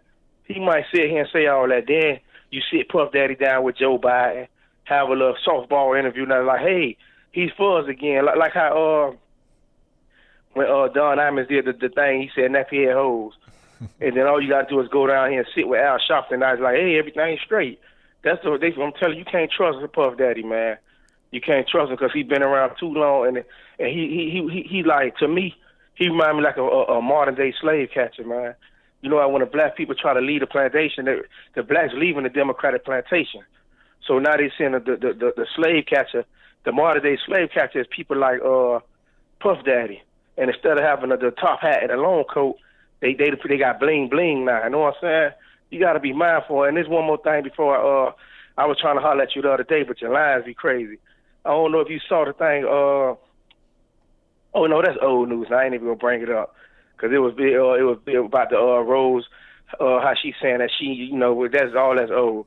But yeah, that's what I wanted to. This Puff Daddy, man, that Puff Daddy character, man, you can't trust him, man. He phony. Because, you know what I'm saying, he ain't not one time acknowledged anything that President Trump doing for blacks. So if you care about black intangibles and you just go skip over that, you've been disingenuous. You trying to keep people, they put you in front of the protest like they did with the grassroots thing that was going on back in the days with the civil rights. People had it's a real movement going on. So you put them in front of it, and it go slow. It's gonna be disingenuous. So. We can't trust Puff Daddy, period, man. That's all I wanted to say. Thank you for the call, man. Definitely appreciate it. All right. He had a good point. That was I didn't think about that because, okay, what he was saying from what I gathered was, look, okay, you got Puff talking about these different things, trying to be like a little bit different outside of the Democratic Party, but then let's say he does an interview with Joe Biden and gives him softball questions, trying to like reel you back in. So he sees you kind of like going off and these people are doing different things. You want to get in front of it and stop it from going forward. So it's like you got this whole big bum rush happening. You want to get right in front, stop it, and bring everybody back. So that could be definitely. I see his point. That was a very good call. Shout out to the caller. And you guys know the drill. The number to call is 434-658-1220. All right, calling on the line. Who am I speaking to? Hi. Hello, ABL. Am I in? You're on live. Oh, hi. I'm so glad I got in. Thank you. So I actually called. I just really want to thank you for what you do. Last week, I found myself in a YouTube plantation site. Next thing I know, I'm listening to Roland Martin, all these people, and I was just shocked but sad for most black people that follow him because it was just so much lies and mind control. It's as if somebody's paying these people to teach the younger people, I guess, or the people that don't want to do their homework, to teach them to stand the petition, to teach them to just just kind of have that victim, sad victim, woe with me mentality. And I just felt so sad, and I felt so sorry that that's what's happening on the other side. Now, mind you, I used to be a Democrat, and when President Trump came in, I already read his book. I already kind of had a little background about him. So I did my own research, and even though, I'm a Christian, and I realized, like, what am I doing voting for these evil people to come into office? So that voting Trump, I didn't regret it, loved it. And this whole thing with Diddy is nothing new. I mean, he was out there telling people vote or die for the most demonic, evil president, President Obama. So now, even if he wants to change his mind, it's going to be very hard. And it's no surprise from what I saw out there that, it's no surprise that people are coming after him the way they are. These are people that want to stay a victim, want to stay blind. So even if he wants to change his mind now, it's gonna kind of look funny. I mean, and then he's talking about buying black votes instead of him. You know, if he's supporting Trump, come out and say it instead of kind of going around the fence and still kind of bringing that victim mentality into the whole thing. I don't know if I'm making sense, but I was just kind of upset with him coming out talking about they got to buy the black vote and all this nonsense. It make a lot of sense. It make perfect sense. Absolutely. I mean, everything you're saying is right on point. I'm right there with you. Thank you. Thank you so much for what you're doing, and I will definitely continue to support you. God bless you. Thank you for the call. Definitely appreciate you. All right, shout out to the caller. Great call. And thank you all for being here. You guys are the best audience on the internet, and you guys know the drill. The number to call is 434-658-1220. And yeah, all these Roland Martin guys, these people, they're like the previous caller, not the young lady, but the previous caller before her. It's just like they're kind of slave catcher, kind of like the gatekeeper. That's what they do. And I've been on Roland Martin's show and I met him before too. Little roly poly. And somebody say like Carl Winslow, that was hilarious. But that's what they do. Roland Martin came to the Black Leadership Summit in 2018, I think that was, and tried to like bum rush it. But it was so many of us. Like, I'm gonna say bum rush it in like a violent way, but he was just trying to like get an interview with Candace and Charlie, trying to chase them down. But he couldn't get to her because we were like a buffer zone in between. And we were just debating. And he wasn't really in his element of having all people around him. When we get together and we're strong like that, they can't break us apart. And that's what I call for, is just unity. All of us as Americans come together, they can't break us apart. There's the whole thing going on with this virus too. Have unity together. If everybody goes out to the store, if everybody goes out and does whatever they want to do, what are they really going to do about it? Not much. You're going to stomp me into one because I went to a restaurant and I did not sit 6 feet from my partner that I'm with. I mean, ain't nobody really going to do that. Anybody really going to come in there and bust you up? That's not going to happen. At least not where I live. And if it does happen where you live, then you might not live in a good place. You might not be in a good place. Oh, shout out to Harry Crux for the donation. I see you, boss. You said Skype invite sent. I don't see your Skype invite. Oh, here it is. I got it. All right. Now, Harry, you got to go ahead and call me. I can't call you. You got to call me. So as soon as you can call, we can go ahead and get rocking and rolling. Now, Harry, I think you had an experience with the virus. You caught the virus. So go ahead and call me, boss, and then we get to it. All right. Oh, yeah, Southeast. You saw that Southeast Dusty, Leo Dunson, the Uber guy took him down, talking about Roland Martin. Yeah, those are my brothers right there. Shout out to Leo. Shout out to my man, Uber guy. They took him all the way down. It was good. But, yeah. So he didn't do that anymore. Roland Martin it is. He did not try to bum rush us anymore because it's too many of us and we really don't take the BS. Not on a violent level, but just on a man-to-man personal level. We just don't take that stuff. But shout out to all the super chatters. You guys have been great. And thank you to all the viewers. If you like what you're hearing so far, give me a thumbs up on the video, like the video, share the video, do all that good stuff. Alrighty. And I'm just restarting my browser over here. There we go. Shout out to Harry for your donation. But before that, he also says I'm on Skype waiting for you. And shout out to Craig who says hydroxychloroquine is synthetic quinine toxic. What? Is that waste? Water? What's going on? All right, let's get to Harry. All right, Harry, what's going on? Hey, buddy, how you doing? Everything's good, man. Can't complain. Fantastic.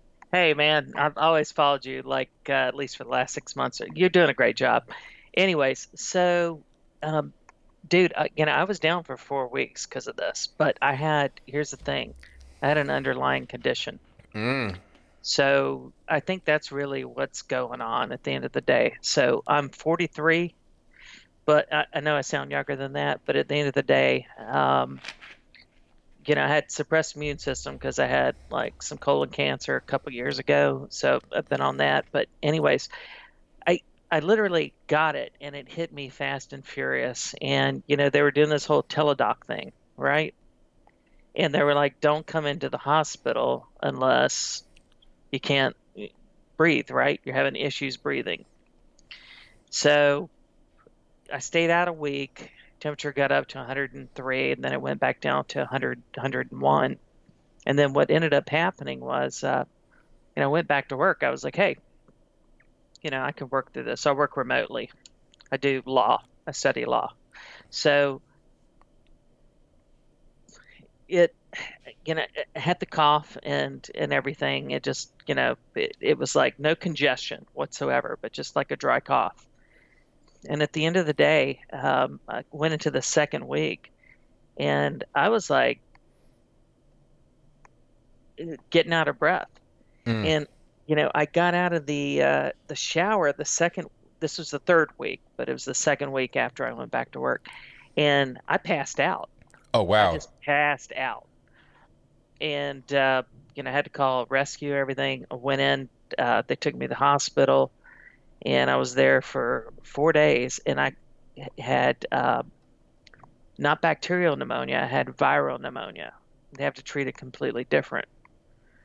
So I didn't have to go on a ventilator, any of that, but they sorted it. Temperature went down, went back home. I mean, it took me 4 weeks though to get over it. So really, what I think is you have underlying conditions, then that's where it causes problems, and it's not just in old people, right? It's anyone who gets it. Does that make sense?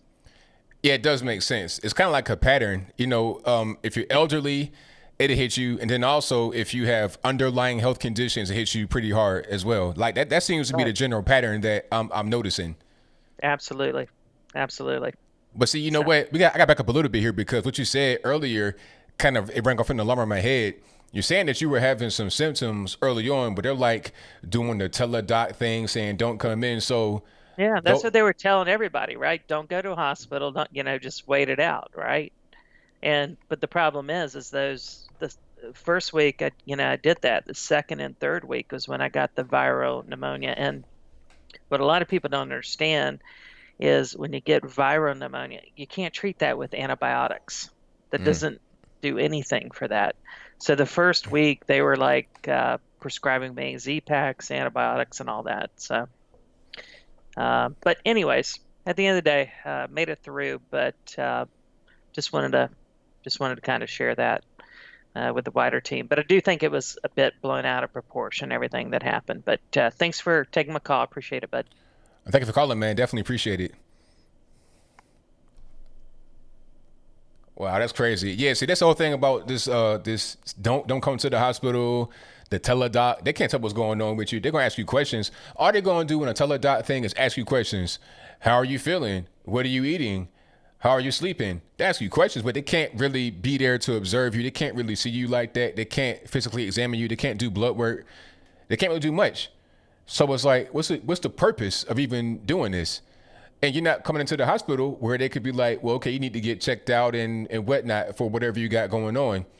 So meanwhile, you could be treated or something during this whole time, but you're not, because they're telling you don't come into the hospital. That's what's happening a lot with people.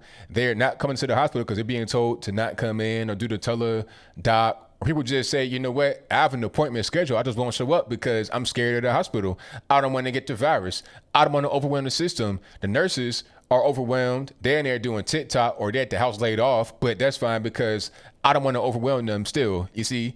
And that leads to people having a lot of difficulty in their everyday life, because what could have been treated and dealt with early has now been allowed to progress and it's gotten worse. So that's crazy. Let's go back to normal. Like, it ain't just, I want to go to a restaurant and sit down and eat. It ain't that. I'm trying to get back to my regular everyday life here in America that gives me the opportunity to live healthy, to live good, to live safe. But let me get to the next call. And the number to call is 434-658-1220. Again, 434-658-1220. Let's go. 416 on the line. Who am I speaking to? It's Cigar Box, man. Cigar Box, what's happening? I'm living in the weird land here. We had, I think it was 1,500 guns banned up here.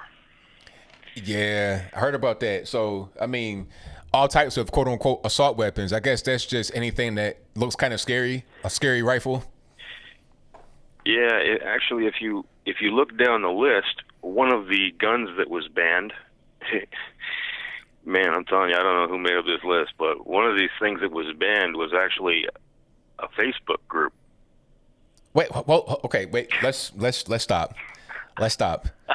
So they banned a Facebook group. Yeah, I think what they done, I think they just went down something on the internet and looked for anything that said AR-15 or something. Wow. So I mean, just like a copy and paste job type thing. Yeah, and there was like some other stuff was listed that wasn't a weapon either, like a locksmith and weird stuff, man. Like this is crazy. We got a weird man. You know, just when you think you got a strange government, you know, you just look to the north, and I've never owned a gun in my life, but this really annoys me. Like I knew a guy who was in a gun club, and he wanted me to go there, so I go, and I never shot nothing. I just looked around. I want to see what it was like. These are really responsible people. The people that you're banning are all responsible. The guy who they're using as a scapegoat to springboard this legislation, they don't know how he got the weapons. He wasn't supposed to have weapons. And, you know, and they're saying, 22 people he killed, you know, but 9 of the people that were killed from fires that he set. That's right. Not from being shot. And then I'm mentioning that because, you know, they just don't want to.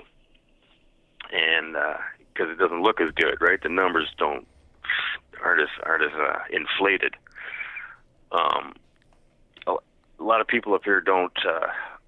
They're all anti-gun. I was anti-gun for years, and I'm not anymore.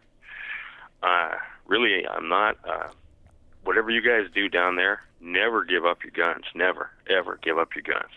I'm fully in the belief that you should not be fearing your government, which people up here are now. The government should be afraid of the people. And that's why you should have your guns, man. So don't ever let them, you know, if you get anybody trying to get rid of the guns, you know, have a talk with them. Like, don't go crazy on them. Just, you know, you really got to talk to them. Tell them this can't be said. Something else I want to talk about.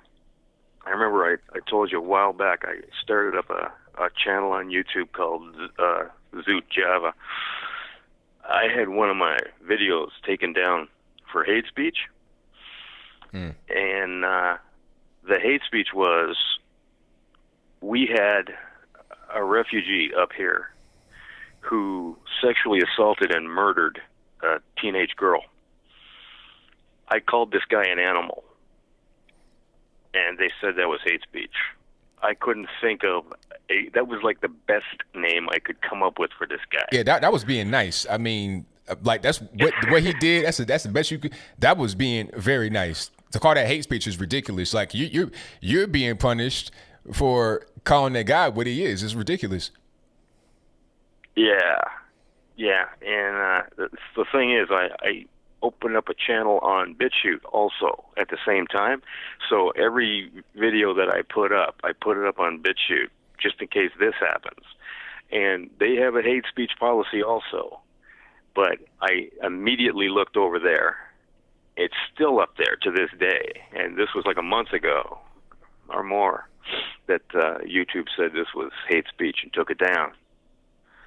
So, like anybody out there, I just kind of want to help everybody else if they want to start up a channel, or if they've got a small channel like myself, open up a BitChute account and upload all your stuff there, because at any time these guys can just whip your stuff right off, and they'll take everything eventually. So it was just kind of a bit of a warning. I wanted to help, because I know some people have some channels out there, and I don't want to see this happening. Like, this is ridiculous. You know, they're taking stuff down and they don't really have a good reason for it. And they tell you that they are. They were saying, because basically what I was saying was they're complaining about, you know, we've got this problem with refugees walking across the border at New York. And, well, the government don't think it's a problem. They think it's wonderful. They just come on all in. And then Trudeau got up there and said, oh, we're going to stop them from coming across the border because of the pandemic. But then he, like the next day, basically issued what we have a different name for it, but it basically boils down to an executive order that says if they're coming across, doesn't matter if they're hacking and coughing their lungs out, we're going to take them if they say that they're refugees.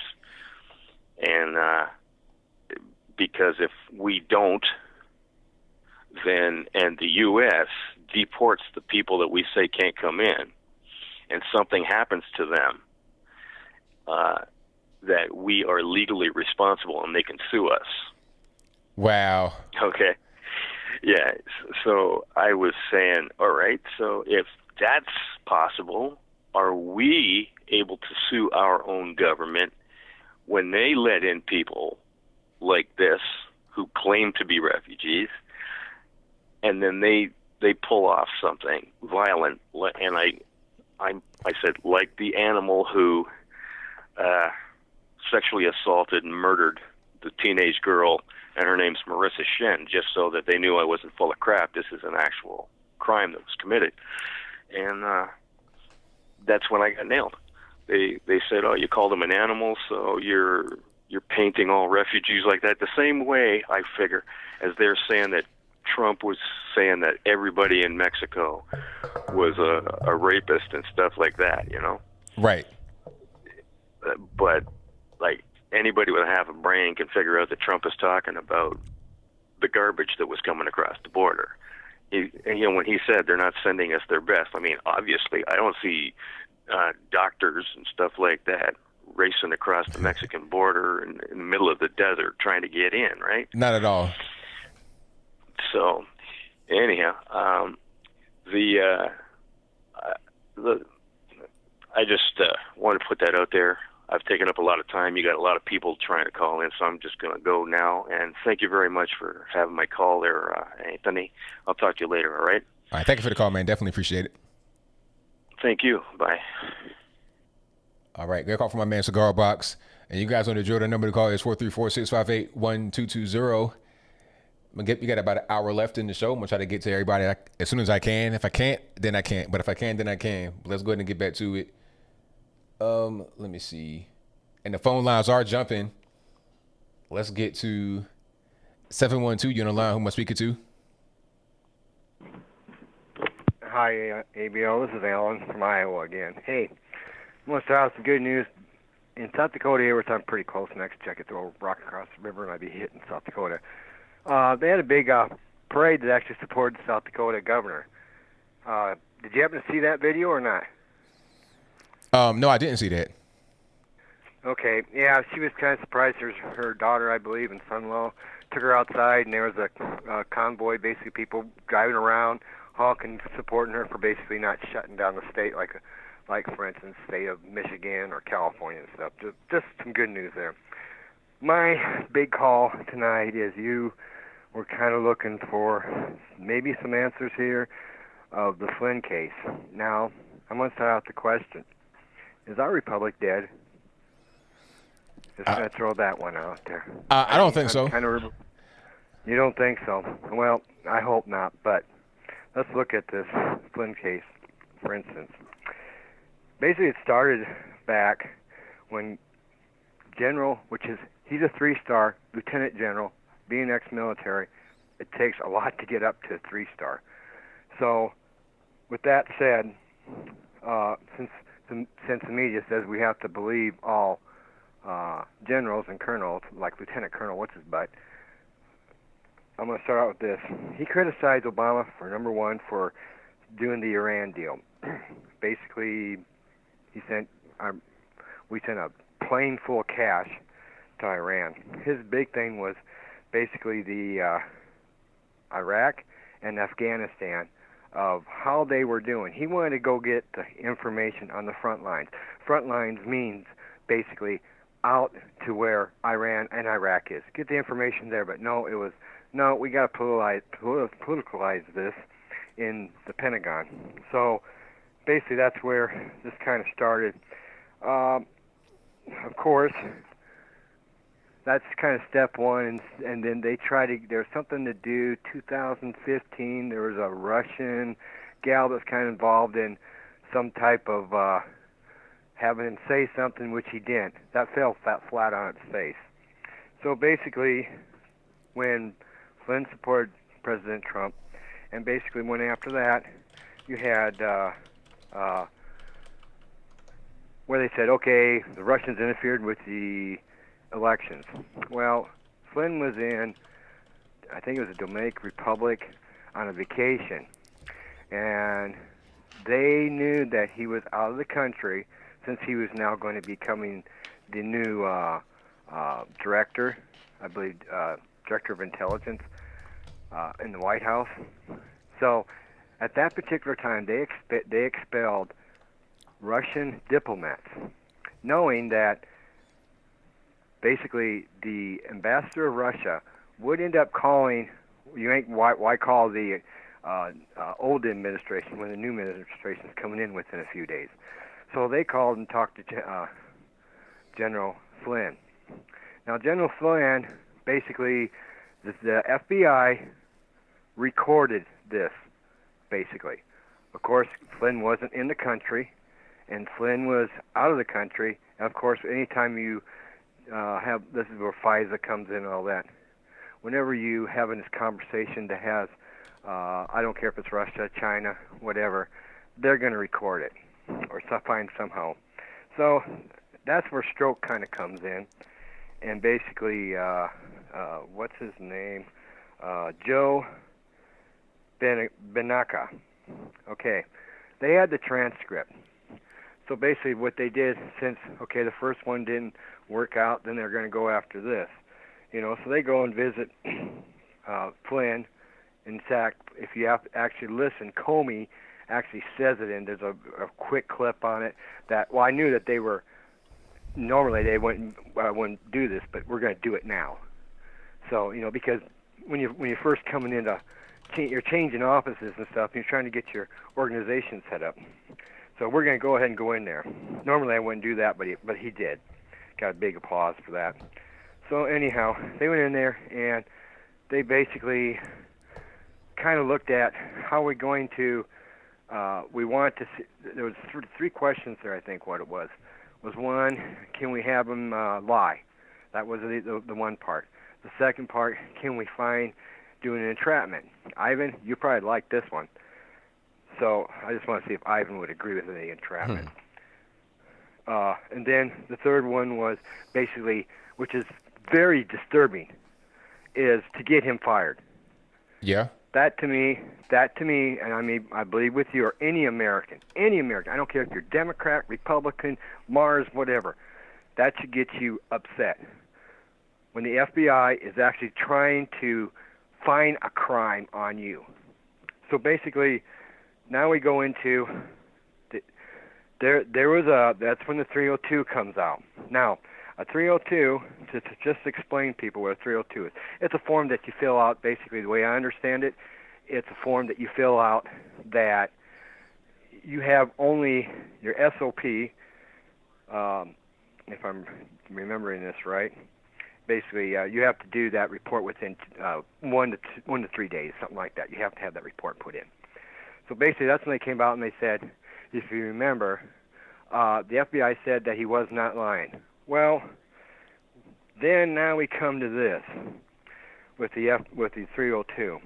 Now, the 24th of January of 2017, Flynn was interviewed by Stroke and.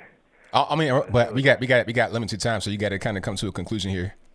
Okay. I'm trying. I know it's gonna take this is a lot.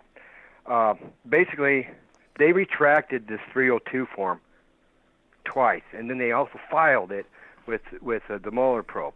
I just want to tell people, number one, this is an overreach of the government. If they can do this to a 3-star general, what could they do to you? Is this what we want? That's where I ask, is our republic dead?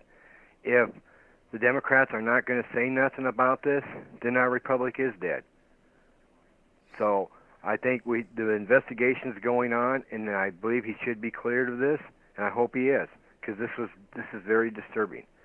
That's what I know. Like, there's a lot here, and try to do the best I could to explain it. So hopefully that you understood a little bit what I was saying there, and I appreciate what you do for this format, ABL, very much. Thank you for the call, man. Definitely appreciate you. Thank you, sir.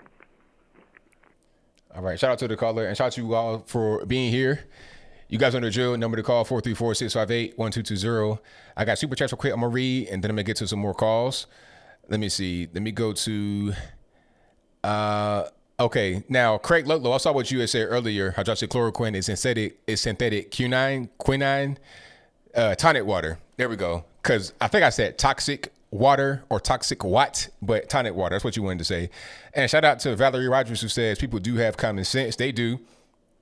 You can tell us a certain thing, and then we could just use our brain to figure out what we want to do about that.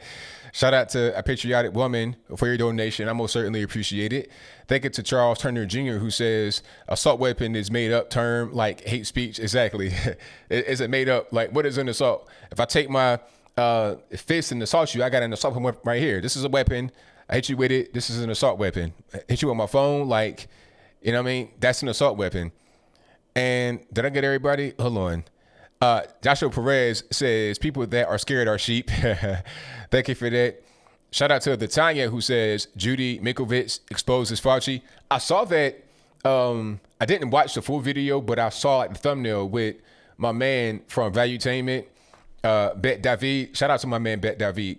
Great channel. I like to go on there and do an interview. He's fantastic. But yeah, shout out to Judy Mikovits, and shout out to the Tanya again, who says they are just looking for fragments of a genome strand.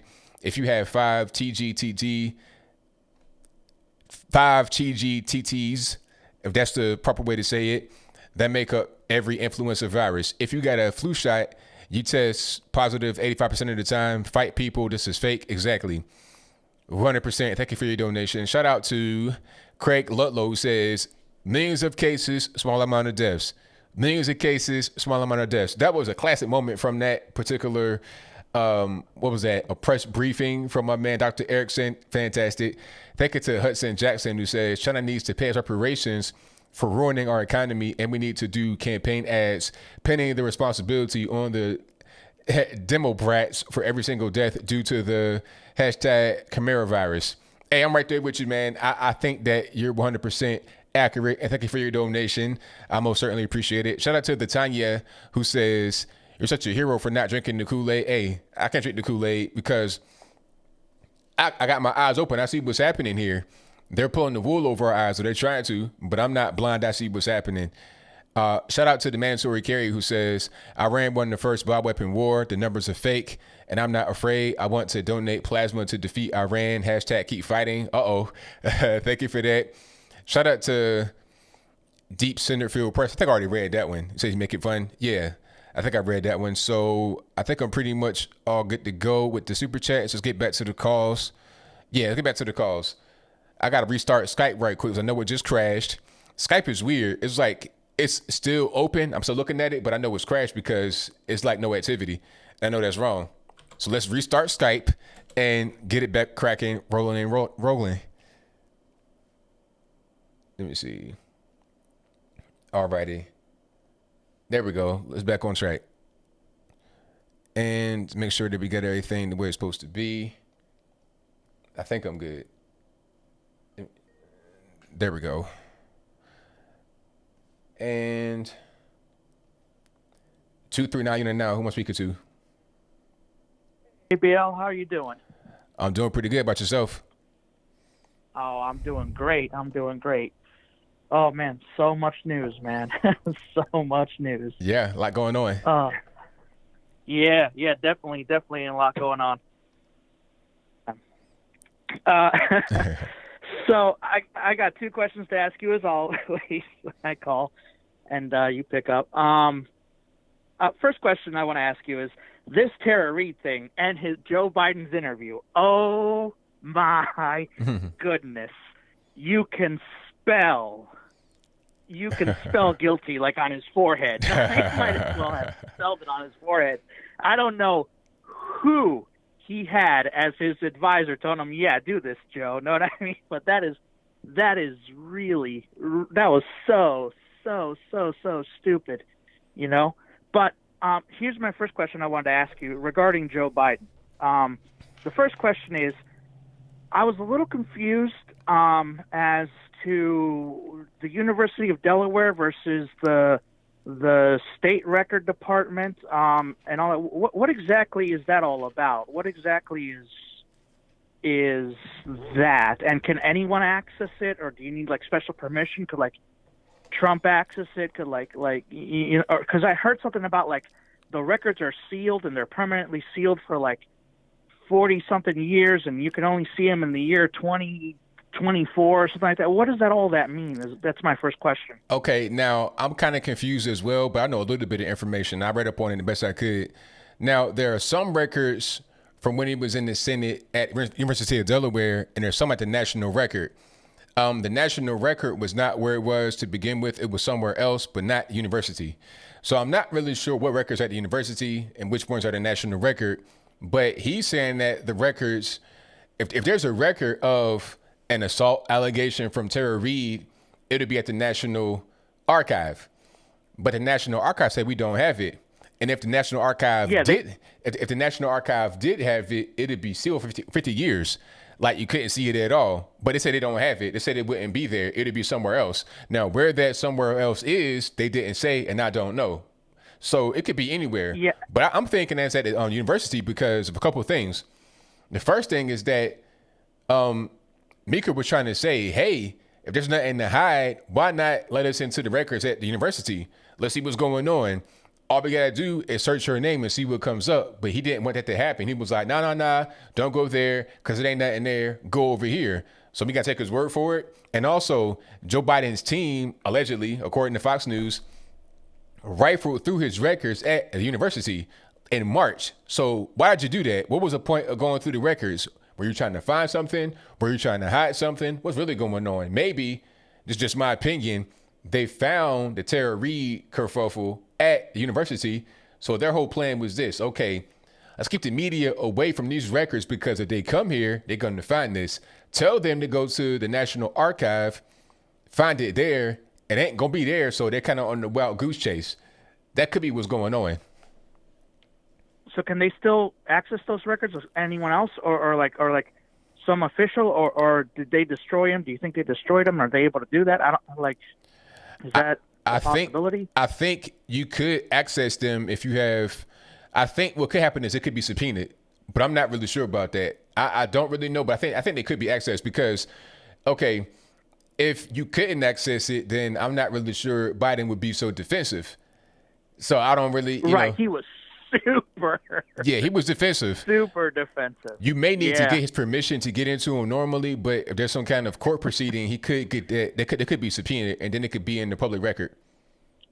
Yeah, if you watch that interview in slow motion, you could see his hand wave, and he's trying to use the Jedi mind trick. Like, these are not the records you are looking for. Right. These are not the records. Right, exactly. He kept saying, oh, my God, the way he kept saying, look at my left hand, look at my left hand. Don't worry about my right one. Just look at my left hand.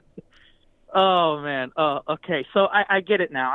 But if they were in the state one, they would be locked up then. Well, that particular, if there was a claim like that, then that might be locked up. I'm not really sure how certain things would get locked up and how certain things wouldn't be. But as far as that claim they're talking about, they said that they would be locked up 50 years. It'd be sealed up, so you can't get to it. Gotcha. And then my second question to you is, how bad do you think the backfire with the hypocrisy of Tara Reade versus Brett Kavanaugh is going to be here in the future for the Democrats? Do you think that the Tara Reade thing is really going to bite them in the ass, or do you think, in the butt? or do you think that it's going to flame down from here now? I think it's going to hurt them with potential Democratic voters and those that are kind of on the fence, because they're going to see that and be like, well, wait a minute. You said believe all women. You said, hashtag I believe her, believe Christine Blasey Ford. They're ready to just throw Brett Kavanaugh away because of the Christine Blasey Ford allegation. But now we have Tara Reade, and they're trying to ignore it. They're trying to shift the blame. They're trying to talk about Trump and divert and all this and that. So people are going to see that and be like, well, you're being hypocritical here. Because Twitter is even like taking out all the hashtags every time they become popular. Drop out Joe or go Joe, get out Joe. You know what I'm saying? Like all these were trending, then they take them out, but they keep on top spot. Like I believe Joe, I stand with Joe. Biden, be truthful, or you know what I mean. Those are the ones that are trending right now, and I'm thinking to myself like they're trying everything they can to mask it away. Even Nancy Pelosi in her interview, she was just, well, Biden will be Biden. It's like boys will be boys. And I remember how they were about that whole boys will be boys thing, remember? Mm-hmm. And now she's using, well, Biden will be Biden. And I think to myself, like, okay, is this going to get to the point where like Tara Reade versus Joe Biden Supreme Court kind of deal like they want to do with Kavanaugh, or is this just going to go away? And if you think it's going to not go away, that's a good thing, because I see them hiding this all the time, and I'm like, how is it going to get to the American people? How are people I don't know how it's going to get to us. Like people that just watch CNN or people that just watch NBC or all these other networks. They're not going to cover it, and if they do like a little spat cover. They don't do like a big cover, and they have like fake articles and they word it differently than what they did with Kavanaugh. You know what I mean? So I didn't know if that was going to be like a big issue, or if it's really gonna show off. You know what I'm saying? Really gonna impact them. And I'm glad you think it's going to impact them, because honestly they need to understand how hard the standards are that they want to keep when it came to Brett Kavanaugh. The fact that just an accusation, makes it to where you are, culpable for everything and responsible for everything. You know what I'm saying? Yeah, definitely. Because if I let's say I don't know you, right? And, I'm a woman, I see you, I don't like you for some reason, and we have an altercation for some reason, and I'd say that during this altercation, you touched me inappropriately, and I say, no, I didn't. Well, believe all women, I'm going to jail. Mm-hmm. You need due process. And I love how right now they're all talking about, well, we should believe all women, but there's such a thing as due process. And I started like, oh my God, I cannot believe. Mm-hmm. So I hope this does bite them. I really do. I hope this does bite them, and it teaches them that, you know what, you can't just, believe all women except for, when a D is in front of your name. You know what I mean? So I'm glad. Anyway, ABL, thank you so much for answering my questions, and have a great day, my man. Thank you so much. Thank you for the call, man. Definitely appreciate it. Yep. All right. Shout out to the caller. Let's get to the next call. The number to call is 434-658-1220. I did find that video. I forget your name, boss, but the video about the Jersey teacher talking about hope you die of COVID-19 or whatever. Let's see if I can play it right quick. It's a whole lot of ads on this site. Hope I don't get the coronavirus on my computer, but let's keep on rocking. Hold on. All right. This is dailymail.uk. So many ads. It's like, come on, man. Like, tighten up. Give me like just a couple ads. Not like an entire, I feel like this is like old school, malware type stuff. Okay. It's probably the best. No, don't want to. I'll play it as soon as this ad, you got ads on top of ads. All right, go ahead and play the ad, but you're not going to hear that. I'm not going to get them a free thing. California psychics, really? It's a weird commercial. Psychic commercial? They're looking like a drug commercial where you like prancing through the park. Lipitor. I'm walking through the park with my dog. Side effects could be death, back pain, foot amputation. Okay, let's see what's going on. Let's get to it. Come on. It really just stopped at the end. There we go.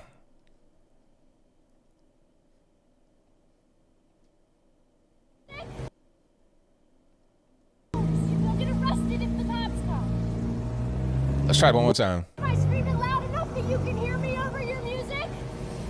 Park closed. You will get arrested if the cops come. Wait, can we go over there? Is that crazy enough for you? Can we go over there? Close the whole area. Get it through your thick head. You are the reason we are in this situation. You are the problem, not the solution. Go ahead, keep recording. Who are you gonna show it to? Me? Post me on social media.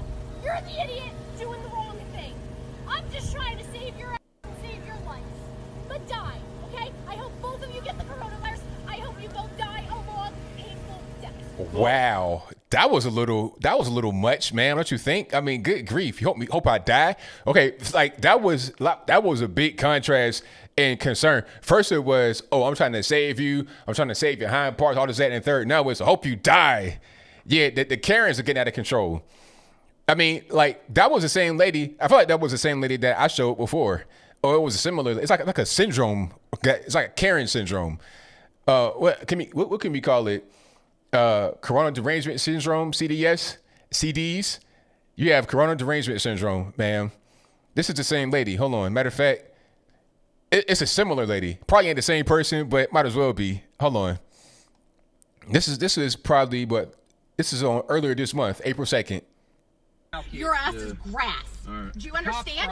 And if you be looking out for those cops. All right, I will. Get out of our I'll be looking out for those You're supposed cops. to be sheltered in place. Go ahead, put me on social media. You're a little pup. Seriously? Seriously, I called the cops. I can't. What Okay. I'm so scared. I'm so scared. Why they always say put me on social media? Why they always like tell you to do it? Like, who's going to watch? I'm going to watch all your videos. I'm going to have a good time watching it. What's going on? Like, mind your business. How about that? How about you social distance? You all in my face, all in the car, spitting in my car. Like, all your droplets are getting right in my car, all on my windshield, all on my hair, all on my eyebrows. I'm not really a big fan of that. So you need to back up out of my face and go about your business. You know, and then the last clip, the first clip, the lady was like by the fence somewhere. I guess might have been some guys in the park hanging out, whatever, playing basketball or something. That was the first clip. The second one, you got the lady going up to the guy's car. He's in his car, man. Like, what are you so afraid of? In both of those clips, I saw two afraid women, two Karens just out of control because they're so afraid of the virus. It's crazy, but it is what it is. Let's get to the next call. The number to call is 434-658-1220. Yeah. Corona derangement syndrome, CDs. All righty, Jordan, what's going on? Everything's good, man. Can't complain.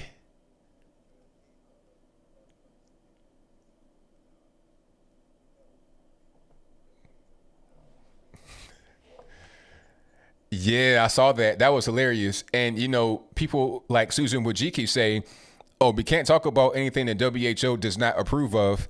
But she would ban the video talking about herd immunity. Now they say, oh, it's a good thing. So what you going to do? You're going to unban those videos? You're going to unblock those videos that you blocked before? What's going on? But yeah, the WHO goes to show why we shouldn't have listened to them in the first place. Oh, I'm sorry. Hold on. But before you keep going, I had you muted for a minute, and I that was my fault. But what you said before I started talking was, did I see that the WHO now says that Sweden is doing the right thing? God dang it. Now you're acting like a boomer. But what I was saying was, God, now I was forgetting what I was saying. Yeah, no, the WHO flip-flopping all the time. This whole listening to them, Susan needs to get her head out of her butt, because at this point, listening to them is like listening to like some mentally disabled person just having a fit all the time. It's clear, changing opinions every 5 seconds. It's not worth it, really. Yeah, it's not. Yeah, and on top of that, I know people talked about the Tara Reade thing a lot. I'm not going to sit here and say the same thing that everyone else is saying, but I wanted to add something new to this. I have always made the argument that this whole Me Too thing was, I mean, maybe it was about justice when it came to people like Weinstein and Bill Cosby, but now it just seems to be more about power. and being on top, having the influence or fame, whether it's for 15 minutes or whether it's for a lifetime. There was a New York Times article that came back like 2018 saying that there were over 250 politicians who stepped down from their roles because of Me Too. And around half of those positions were replaced by women.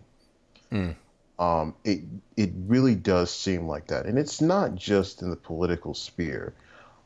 You can clearly see. I'm not really surprised by this anymore, because when you look at back-to-back footage of Pelosi talking about Kavanaugh and then Pelosi talking about Biden, it's like you're hearing two completely different people. One of them lets the women speak and says, we advise Kavanaugh to step down, blah, blah, blah, blah, blah. And then the other one is basically being rude to the person asking about Tara Reade and saying Biden is Biden, I will support Biden all the way, yada, yada. And when Chris Hayes tried to report it on MSNBC and people wanted him to be fired? I saw that. It was this whole big thing on Twitter, fire Chris Hayes. It's like, really? You're going to fire me for reporting the story? I mean, I thought it was believe all women must be heard. Even Joe Biden himself said that women deserve to be heard. They should be believed. But now all of a sudden, it's not that way when Biden is the subject here. Yeah. What up? Oh, I'm just doing a webcast right now. See you later. I'll see you later, bro. No problem. Yeah, that was my big bro. If you didn't got the mask on, I thought you about to get robbed right there. I'm like, man, Jordan, turn around, man. Be safe. Yeah, no problem. But what was I gonna say? Yeah, if you were aware of the Lena Dunham situation, like you remember when Lena Dunham, who was the actress, who was like a big Me Too supporter, she when and she listened to and believed all women and stuff, and then one of the co-writers of her TV show Girls came, and she defended him. Yeah, I remember that. Yep. Yeah, and said she was one of the 3% or whatever number she pulled out of her ass, and she got just absolutely destroyed by the everyone. And if you heard Alyssa Milano's response, she wrote like a big op-ed to her defending Joe Biden. And one of the things she said was that, when we say believe all women, we're not saying to blindly believe everything women say. And I have to sit here and wonder, why is your hashtag believe all women then? Why has the whole term been listen and believe?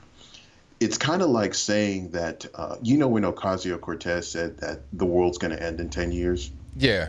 Yeah, and we have to see, and she played dumb on Twitter, like, oh, that's not what I actually meant. Stop complaining about it. And I have to wonder, what else could you have possibly meant by saying the world will end in 10 years? That seems it was pretty clear. It was pretty clear. And then about Alyssa Milano, she was the same one that attended the Brett Kavanaugh hearings, talking about, he's a rapist and he shouldn't be here, all this, that, and the third. So, I mean, she's doing a whole 180 right now. You went from basically protesting this guy at his hearing when he was trying to become the next Supreme Court justice to now jumping through hoops of fire to make excuses for the guy that's trying to be the next president who has the same kind of accusation. So I don't see the consistency. I see one person being protested because of his political point of view and the other guy being supported for his political point of view. So the whole thing about, believe all women is irrelevant. You're just using the Christine Blasey Ford situation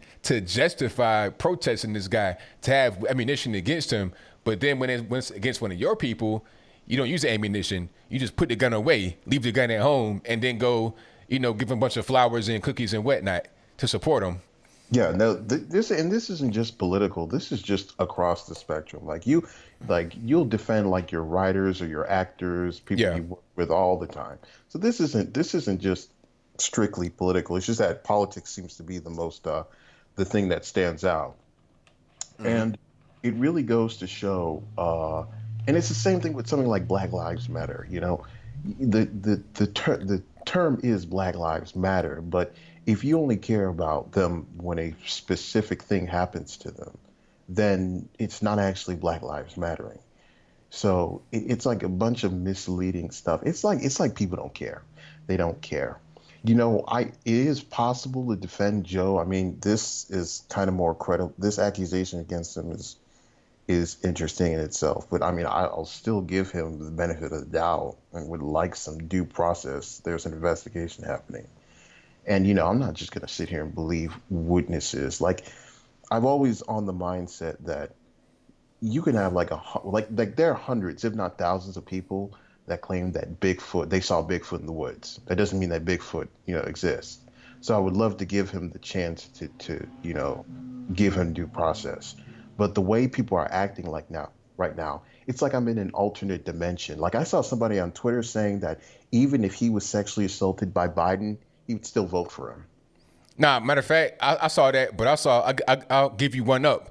One said, if my son got raped by him, I still vote for him. It's like, seriously, sir? Is that what you're going to do? Like, Doc, you need to go to jail. You need to get the FBI to come to your door about that one, sir.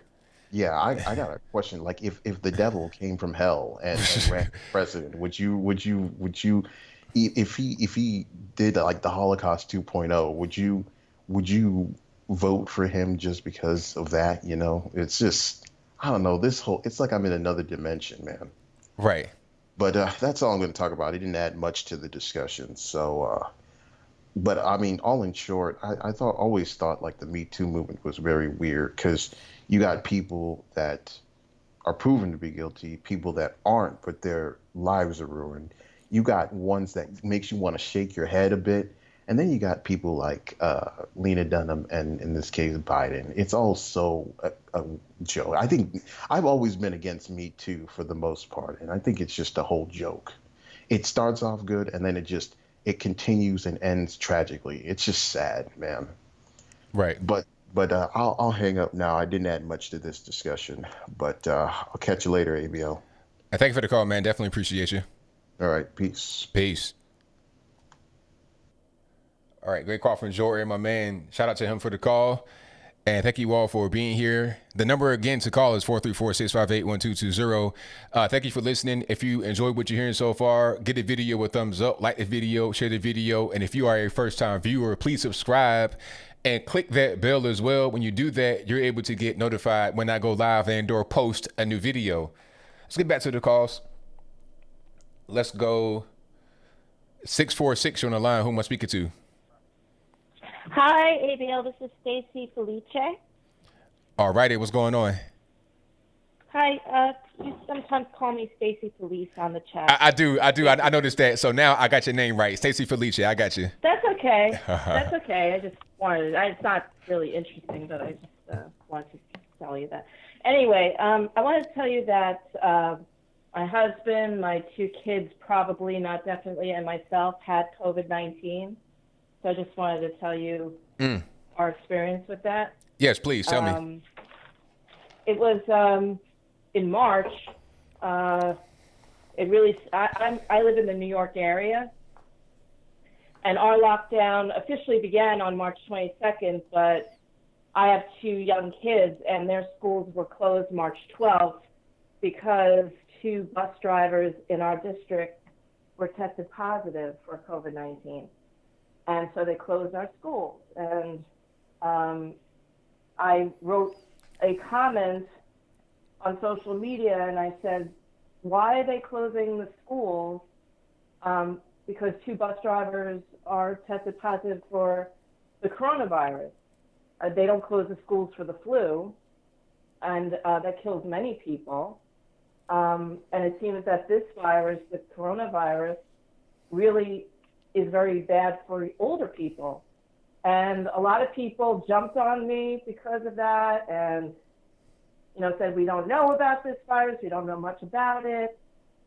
I think it's come full circle. I think because of everything we know with the padded numbers, the faulty data, the dishonesty that's going on, that's more correct once again. But anyway, my experience getting the virus was right after they closed my kids' schools, they closed the New York City schools, and my husband is a teacher in New York City. And they finally closed the schools. De Blasio didn't want to close them, and the governor bullied him into closing it.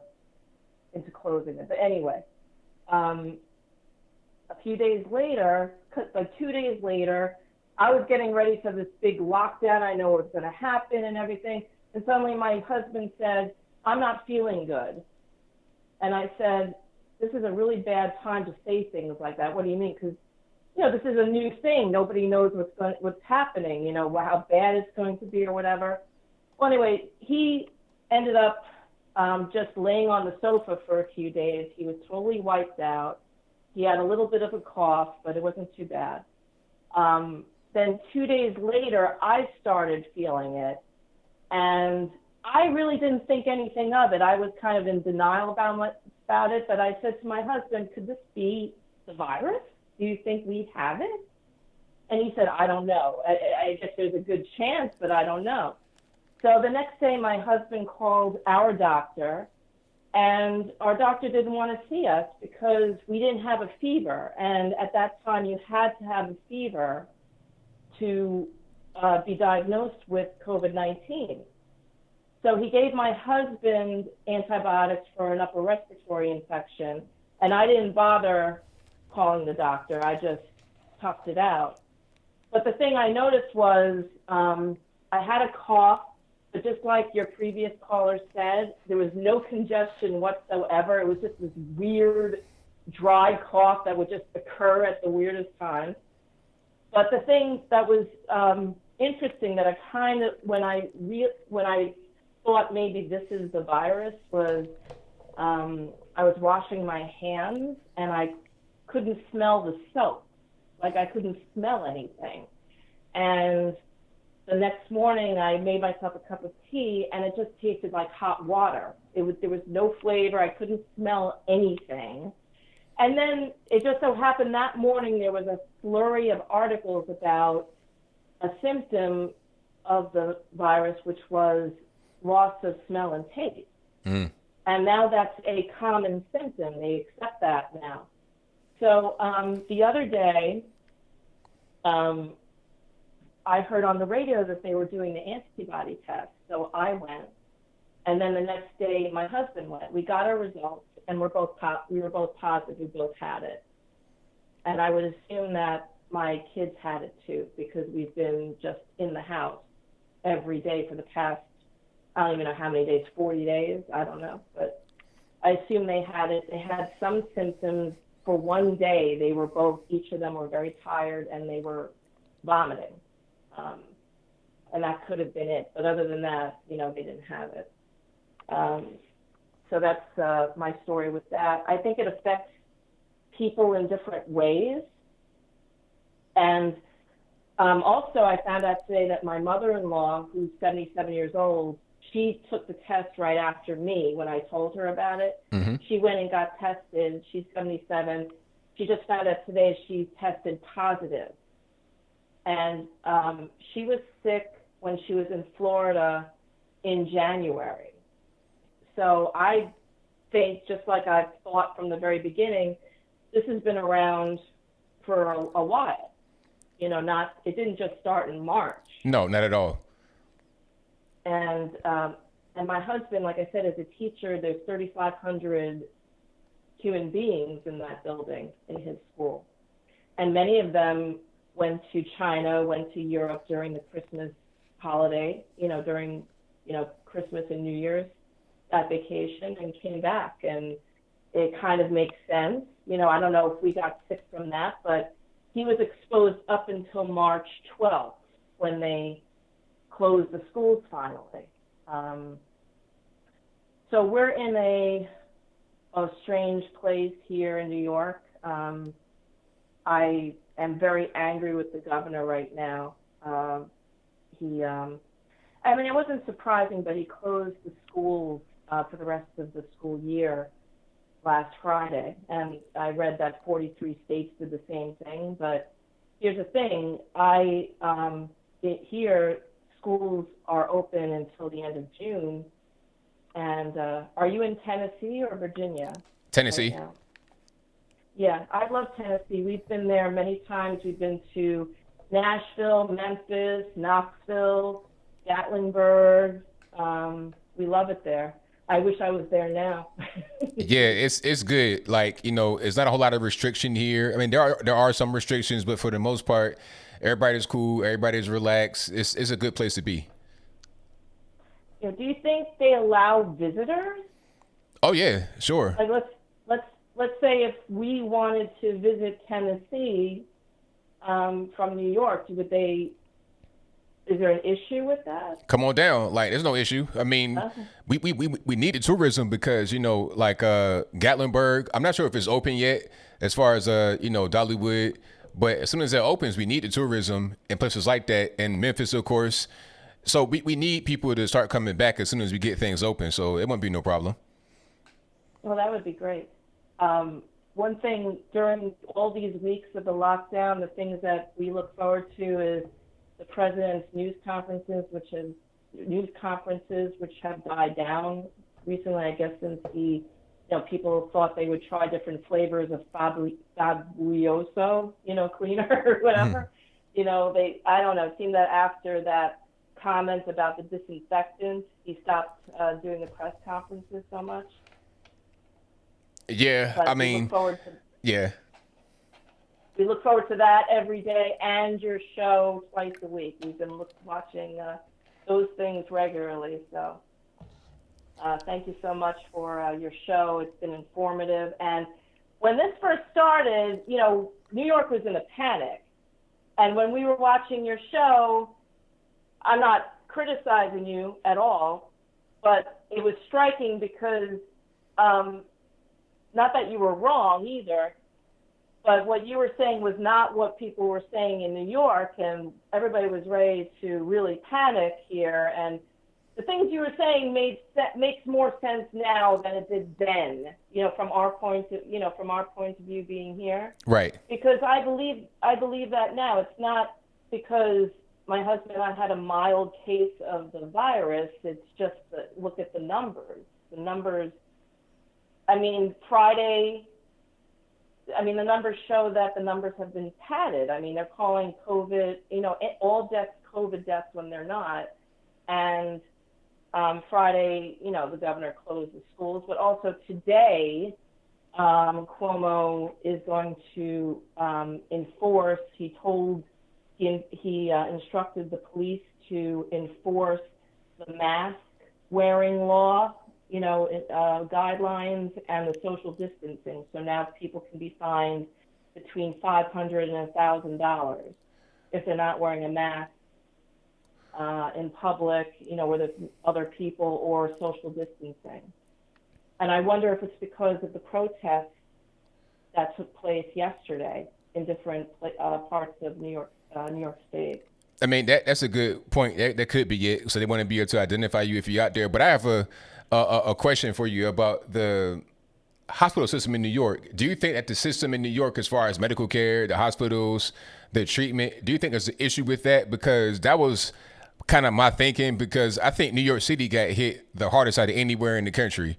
LA, when the whole thing happened, I was in LA. People had a mask on and stuff like that. But just being in LA, it's like tightly packed. It's not high rises like that, like it is in New York, but a lot of people everywhere, heavy traffic, and it wasn't really a big issue in LA, but New York City got hit especially hard. Is there an issue with the hospital system out there? Bad nurses, bad facilities, bad treatment, or? No. Okay. I've heard you say that, ABL, and I'm glad you brought that up, because I was thinking about that afterwards, and I wish I could have responded to that. We have the greatest hospitals here. I mean, there are hospitals like President Trump has mentioned. He mentions often Elmhurst Hospital because he grew up in Queens.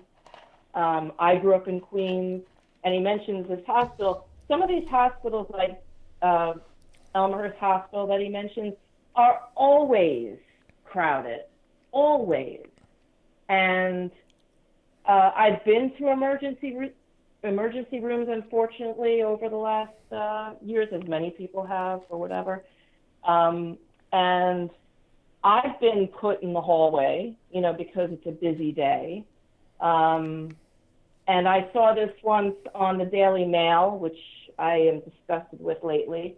But sometimes it's a good news source. At the beginning of the pandemic, they showed pictures of people in the hallways of hospitals, and they said, the headline was "Hospitals overpacked, people lined up in hallways." And I'm thinking, I was in a hallway. Yeah, so it's kind of always like that. But I gotta kind of get to the my closing here. But I gotta ask you one last thing. Now, as far as the treatment, how was that? Like, are they giving hydroxychloroquine?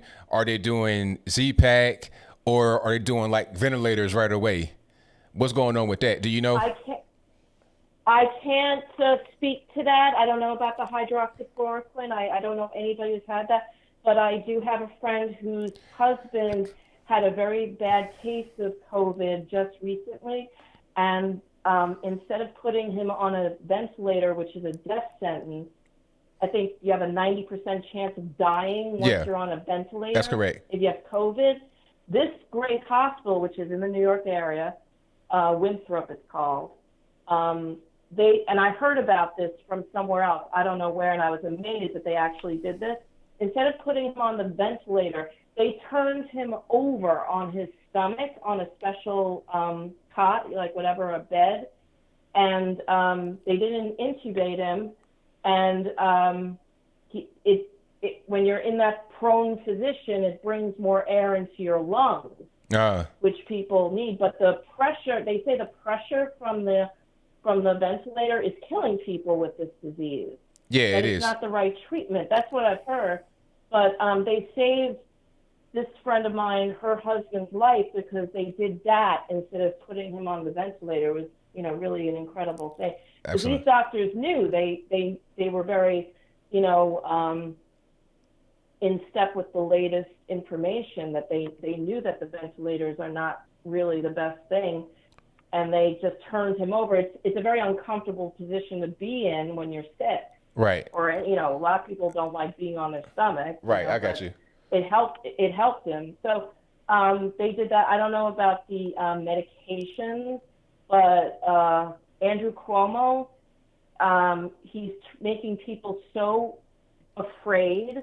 I've seen neighbors snitching on neighbors and everybody getting so upset, and everybody's uptight. Everybody wants, expecting people to wear masks when even Cuomo's not saying to wear masks in these situations, like when you're jogging, when you're, riding a bike. How are you supposed to do those things and wear a mask? You got to breathe. You got to be able to breathe, and that's really important. But I got to go get to my closing here. Thank you for your call. ABL, take care. All right, Thank now. you. Bye-bye. All right, now. All right, shout out to the caller. Most certainly appreciate it, but I got to go. If we're not able to get on tonight, I'm sorry. Try again next time I go live. I'll be live again Wednesday from 8 p.m. Eastern to 11 p.m. Eastern. Saturday, same time, 8 p.m. Eastern to 11 p.m. Eastern. Take these headphones off right quick. But yeah, I'm not wearing a mask. One thing I see, people that got, noses like mine, kind of wide, or the nostrils kind of wide, we breathe. It's easy for us to breathe a lot of air. We got like a big airflow, right? So people are wearing their masks beneath their nose. I see that a lot. I think Sheila Jackson-Lee did that. Like, I see that's very common for us to wear it below our nose because we can't breathe. I'm not wearing a mask, okay? A lot of us got asthma too. A lot of black folks got asthma. I ain't wearing no mask. Can't breathe. One lady, like I said earlier in the beginning of the show, one lady, I don't know if she was black or what, but she had on the mask while she was driving and ended up crashing her car and dying because she passed out due to not being able to breathe through the mask. These masks are, blocking your airway. And how does that make sense? If you have a disease that is respiratory and you need to be able to breathe as much as possible, why would you block your airway? Or in any kind of way obstruct it? It's not going to be totally blocked, obviously. It's kind of permeable, which is kind of ridiculous because why would you have a permeable mask if you're trying to keep stuff out? It's just kind of like a thin barrier. But that's a different story.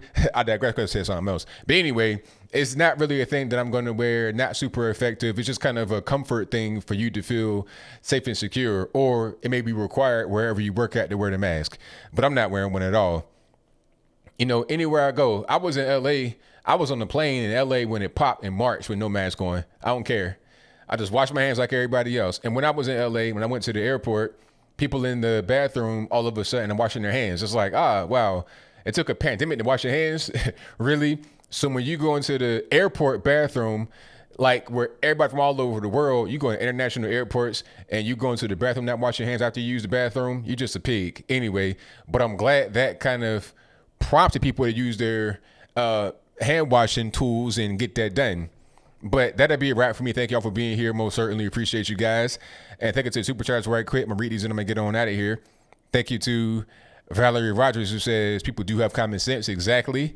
Thank you to Patriotic Woman for your donation. I appreciate it. Thank you to, let me see, Miriam Vidal, who says, as VP, Joe Biden laid down new rules regarding college sex abuse. If the rules applied to him, he'd be kicked out of a college yesterday. Oh, there you go.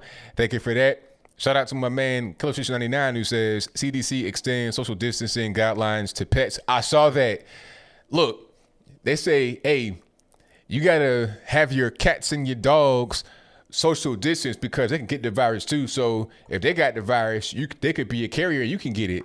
So how does that make any sense, though? I mean, your cat is not trying to hear that. When you lay on the couch and the cat crawls on your head, they're not really trying to hear, oh, well, look, Scruffy, Fluffy, whatever your name is, you need to stay at least 6 feet from me because you might have the virus and I might be a carrier.